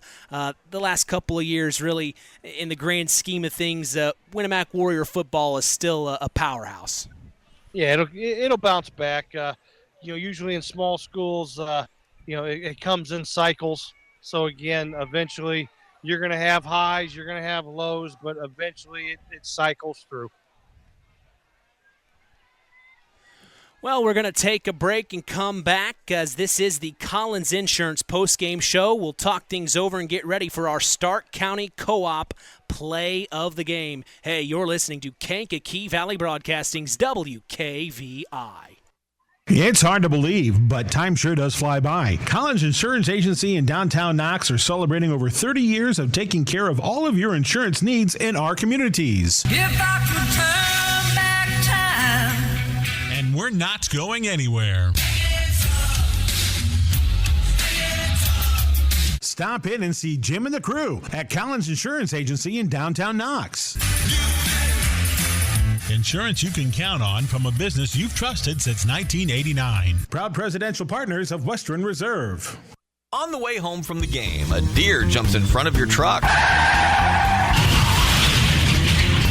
And now you've got to get that truck repaired. Make it easy on yourself. Take it to Mark's Body Shop. Mark's has done expert auto body service since 1998 and will work with you and your insurance provider for collision repair, custom body paint, and insurance work. And all work guaranteed by owner Mark Schell. Mark's Body Shop, proud to support high school sports. 772-7003.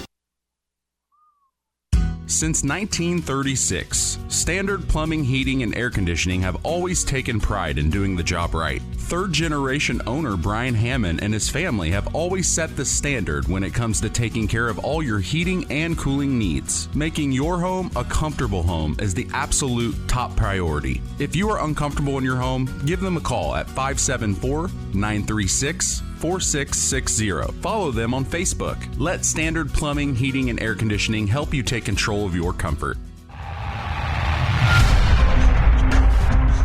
It's time for the Stark County Co-op play of the game. Let's return to the voices of WKVI Sports, Mitch Columbi and Chris McGowan. 44-22 was the final in this game as the South Central Satellites prevail over the Culver Cavaliers. Of course, last year, the Satellites faced the Cavs twice and fell short both times. This one was retribution. It just felt like it, Chris. What are your thoughts for our Stark County Co-op play of the game? To me, it happened in the second quarter. South Central's behind. Culver's got South Central 3rd and 15, and Zach Hanchar just makes a play and takes it to the house, makes Ethan Binion miss in the open field, and just takes it to the house from about 50 yards out on a 3rd and 15 play that put South Central into the lead, and they never looked back. So big-time play there as we see head coach Buzz Schoaf making his way up to the press box. We're going to catch a word with Buzz. Boy, what a win for him. I mean, just like I said to Chris, it just felt like retribution. You guys fell short both times against the Culver Cavaliers last year, but you came away in big-time fashion. The cheer block was cheering you on. Boy, you got to be happy, Coach. Yeah, when you look at a game like that, which looked like it was going to be a game where it was going to be the last possession was going to win it. That's what we were saying. And our kids were able to make halftime adjustments, and our kids grabbed a hold of that, and we were able to come out the second half and just take control of the football game. That was probably one of the best second halves we've ever played, at least under me as the head football coach. So I am super excited about what this team is capable of, and what they showed tonight was different than what any South Central team has ever been able to do. So catch your breath, man. As far as you're going through it right now, he just got done jumping up and down, getting excited with the players. You ran up here. Yeah, the energy's all time right now. Right. I mean, but we were able to. They went up 8-6, and we didn't fold. South Central teams in the past would get down on themselves and say, "Here we go again." We came back, we scored, then we got down again. And we came back and played. And then at halftime, I was throwing things at kids that, listen, we didn't rep this in practice, but I need you to grab a hold of what I'm teaching you right now, and I need you to go out and do it. And they were able to do it. So, after the game, they're just talking to the kids. It's like, this is how you play football. So, yeah. Let's clarify. Make sure that parents are listening on the way home right now. You weren't physically throwing objects at kids. No, You were throwing concepts. Concepts, yes, Football. yes. If you take a picture of the whiteboard that's in the locker room right now, there's a lot of marker all over the board, and you could not analyze what we were talking about, but it made sense in my head, and apparently they were able to understand what I was saying. So, no, I did not throw any. There's nothing to throw in there anyway. So I was not throwing anything other than just some verbiage that wouldn't be nobody'd understand anyway. Right. Just some ideas. Well, ideas. Well, we won't be able to have you on the Saturday Sports Line tomorrow. We're sorry to hear about that, but we wanted to have a chance to talk to you about this moment right now for the South Central Satellites. I know you're a one-game-at-a-time guy. With this game now behind you, what do you see from your South Central Satellites moving forward? So this is definitely a game that you can build on.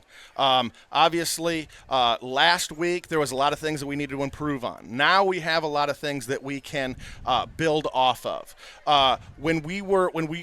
This week we really focused on our run game and how we're supposed to where we're supposed to run the ball at. I think over at Triton we were trying to bounce things a little too tight, and we were trying to make moves too quick. Tonight we came out, we hit the hole hard, and then we made a move. And you could see, that hole opens up as soon as we get there, and it closes as soon as we leave it. So, the hole's not going to be the old school, you could drive a truck through that thing. It's not going to be that. We need to get 180-pound Aaron Hogan through it, and that's it. We don't got to drive a truck through it. I'm not running through it. Aaron Hogan's running through it. So there's a lot of things that I saw out there that, obviously nothing was perfect. We had a few penalties that we got to clean up, but, penalties are going to come with football. You got to ride the wave. So some penalties we were able to overcome. Other penalties kind of put us behind the sticks and put us behind the 8 ball there. But I think overall, our kids are going to have a much due confidence that they just haven't had in a season and after last week.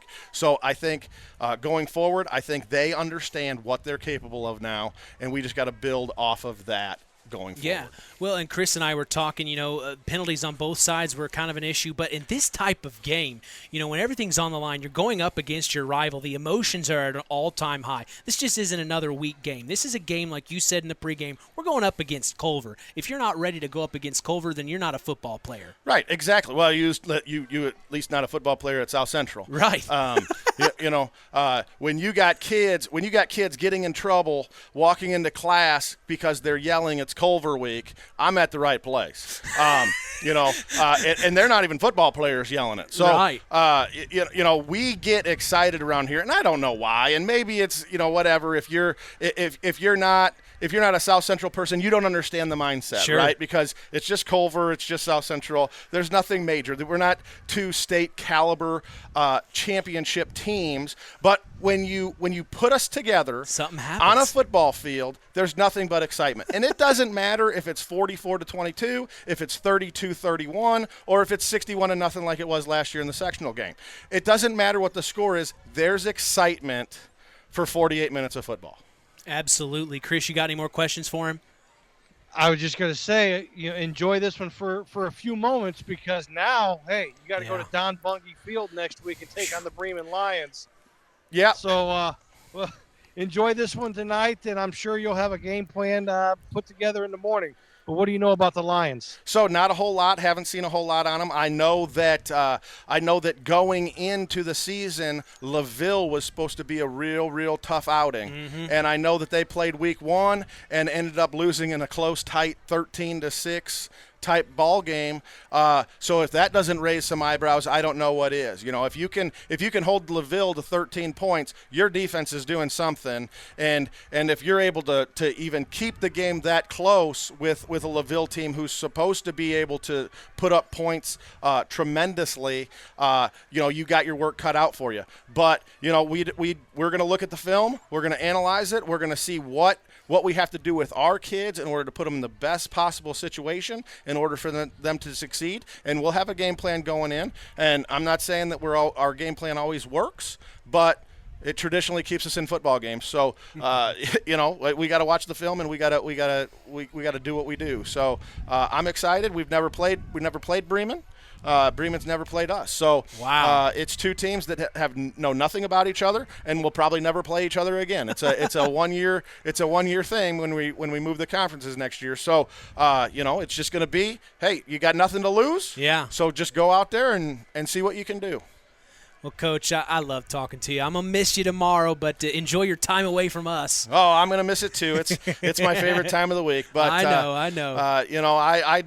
I like coming in, and I like talking on the radio. It makes me feel like I'm a big-time football coach, well, that's people why want to talk to me, and people care what I say. Well, how about this? Since you're the first post game I've ever had a football coach on in the post game. Well, there you go. So you're the first one. There you go. So we killed two birds with one stone. All right. We appreciate every time we get a chance to talk to you. I appreciate all the access that you give us. What are you laughing at, Chris? What? Just you guys are like two kids in a candy store. I love it. Hey, we love chatting, man. Look at all this cool stuff. There's a computer right here just doing some things. Well, this thing, if I push a button, it's going to explode or something. How can you not get excited about it? We're in the cockpit. Hey, is there any Jimmy Johns left up there for the coach? There might be some Jimmy There's Johns. a box. Well, he still needs to talk to his players. You haven't talked to him yet. So we need to let you get down there and enjoy this win. Congratulations to you and the South Central Satellites. What a big-time win for you guys. I mean, you just soak it in. Go and enjoy this tonight. I know you're going to probably watch film from Bremen once they send it. But, hey, up until that point, Coach, enjoy this and soak it in. Absolutely. All right. I'm still upset. I didn't get my pizza. Yeah, well, John Haggard's right here, and we'll make sure that he knows that he dropped the ball on that one. John said pizza next time, okay? Well, Coach, thanks so much. It means a lot. Congratulations on a big-time win, and we will talk to you a week from tomorrow. Yep, absolutely. Thank you, guys. Appreciate it. All right, that's head coach Buzz Show for the South Central Satellites, picking up a big-time win, 44-22 over the Culver Cavaliers. We're going to take a break and come back. Hey, we've still got the Ashley Derrickson 5-star player of the game coming your way. Don't go anywhere. You're listening to Kankakee Valley Broadcasting's WKVI. The Stark County Co-op has been a member-owned farm services co-op in Stark County since 1928. That's over 90 years, and they're still providing the same quality agronomy services to the farming community of Stark and surrounding counties. The Stark County Co-op is an LP and fuel provider. The Stark County Co-op purchases grain at both locations, Hamlet and Brems. You can reach them by phone at 1-800-782-3392, the Stark County Co-op. This presentation of our area's local high school sports is sponsored by Pulaski Memorial Hospital in Winamac. Pulaski Memorial Hospital is dedicated to providing excellent health care to improve the health and quality of life for the people and the community they serve. They will meet the community's needs and exceed their expectations by creating the best possible healthcare experience. For more information of the services they provide, call 946-2100.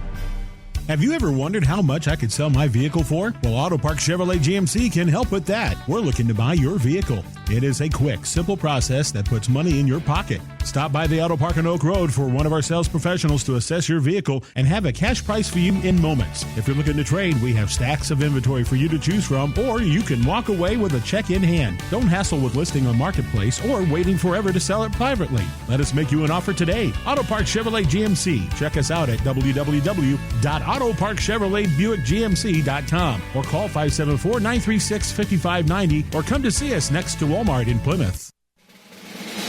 Time to announce the Ashley Derrickson 5-Star Player of the Game. Mitch? It's time now for our Ashley Derrickson 5-Star Player of the Game, given in memory of Ashley Derrickson, a 2008 graduate of North Judson St. Pierre High School, who battled cancer throughout her high school career before losing that battle on December 12th of 2008. We'll tell you who's earned that honor after this word from 5-Star. 5-Star, the largest meat and grocery store in the area, focused on quality, value, and customer service. The 5 stars in the name of the store come from 5 family members of the original owners serving in World War II, each one represented by a blue star on a flag hanging in the front window of the family home. That's why even decades later, 5-Star is known for its dedication to service. Now that dedication means savings for you. 5-Star, one of the We Care stores, the area's largest meat and grocery store, focused on quality, value, and customer service. Located, you know where, in the Knox Mall. Our Ashley Derrickson 5-Star Player of the Game, we're going to go with co-players of the game. The 1-2 punch of Zach Hanchar and Aaron Hogan for South Central Satellites. I tell you what, both of them made big plays, had big runs. Hanchar doing it with his feet and his arm, had a big, huge touchdown pass. And like I said, the play of the game, the 3rd and 15, that really put South Central over the top.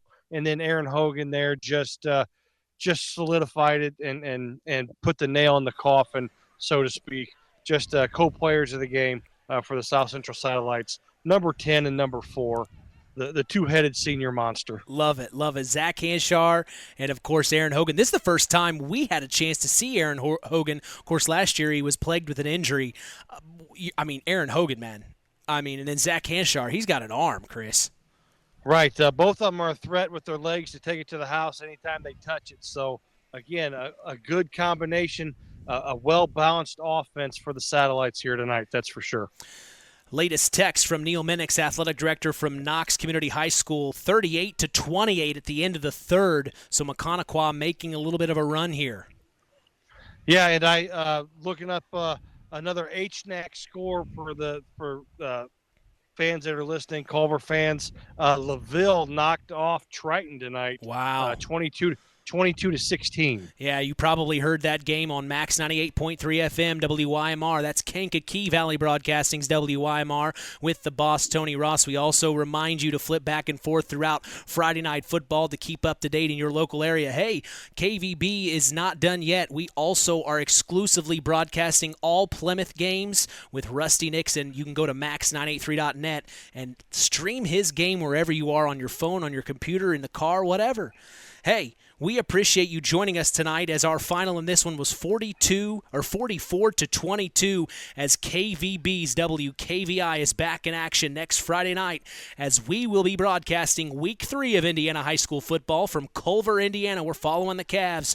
The Culver Cavs host the Knox Redskins. Myself, along with sports analyst Chris McGowan, will be going live at 7 p.m. Eastern, 6 p.m. Central, right here on 99.3 FM and streaming throughout the world on WKVI. WKVI.com. We also remind you to join us tomorrow morning on the Saturday Sports Line. That's the longest-running high school sports show in Indiana, thanks to our very own Harold Welter. We always have several of our area head coaches on hand as we go live at 9 a.m. Eastern, 8 a.m. Central on 99.3 FM and streaming online at WKVI.com. Hey, if you missed the Saturday Sports Line, don't worry.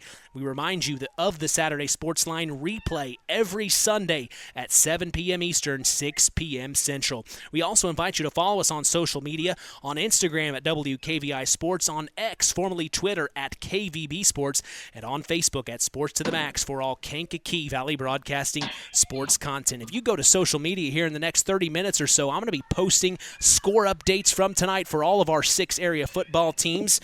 As like I said, our final in this one was 44-22. The South Central Satellites beat the Culver Cavaliers. Final word from you tonight, Chris. Heck of a football game. Like we said, the way it was going there to start, thought it was going to be the team that had the ball last, but both teams settled down defensively. Yards were harder to come by, but again, the experience of South Central prevailed in the end. Another one down. Can't wait for 7 more days, Chris. I guess I'll be with you in the morning, so I'm excited about that. Well, from all of us here at KVB, we thank you for listening to Indiana High School Sports. For our sports analyst, Chris McGowan, our in-game announcer, John Thompson, I am Mitch Columbi. The tradition continues. We are Kankakee Valley Broadcasting's WKVI. Thank you for listening to Indiana High School Football on Kankakee Valley Broadcasting's WKVI. Sponsored in part by Coca-Cola, Culver's Portside Marina, NEPCO, Crane and Equipment Services, Farm Fertilizers, First Farmers Bank and Trust, Lawrence Farms, Mark's Body Shop in Knox, Zingo Express, Pulaski Memorial Hospital, Stark County Co-op, The Auto Park with locations in LaPorte, Plymouth, and Bremen, Standard Plumbing, Heating, and Air Conditioning, Collins Insurance, Howard's Marathon of Winamac, and 5 Star. We'd like to thank our sponsors for their dedication in supporting local high school sports and helping continue the tradition on Kankakee Valley Broadcasting's WKVI. Touchdown!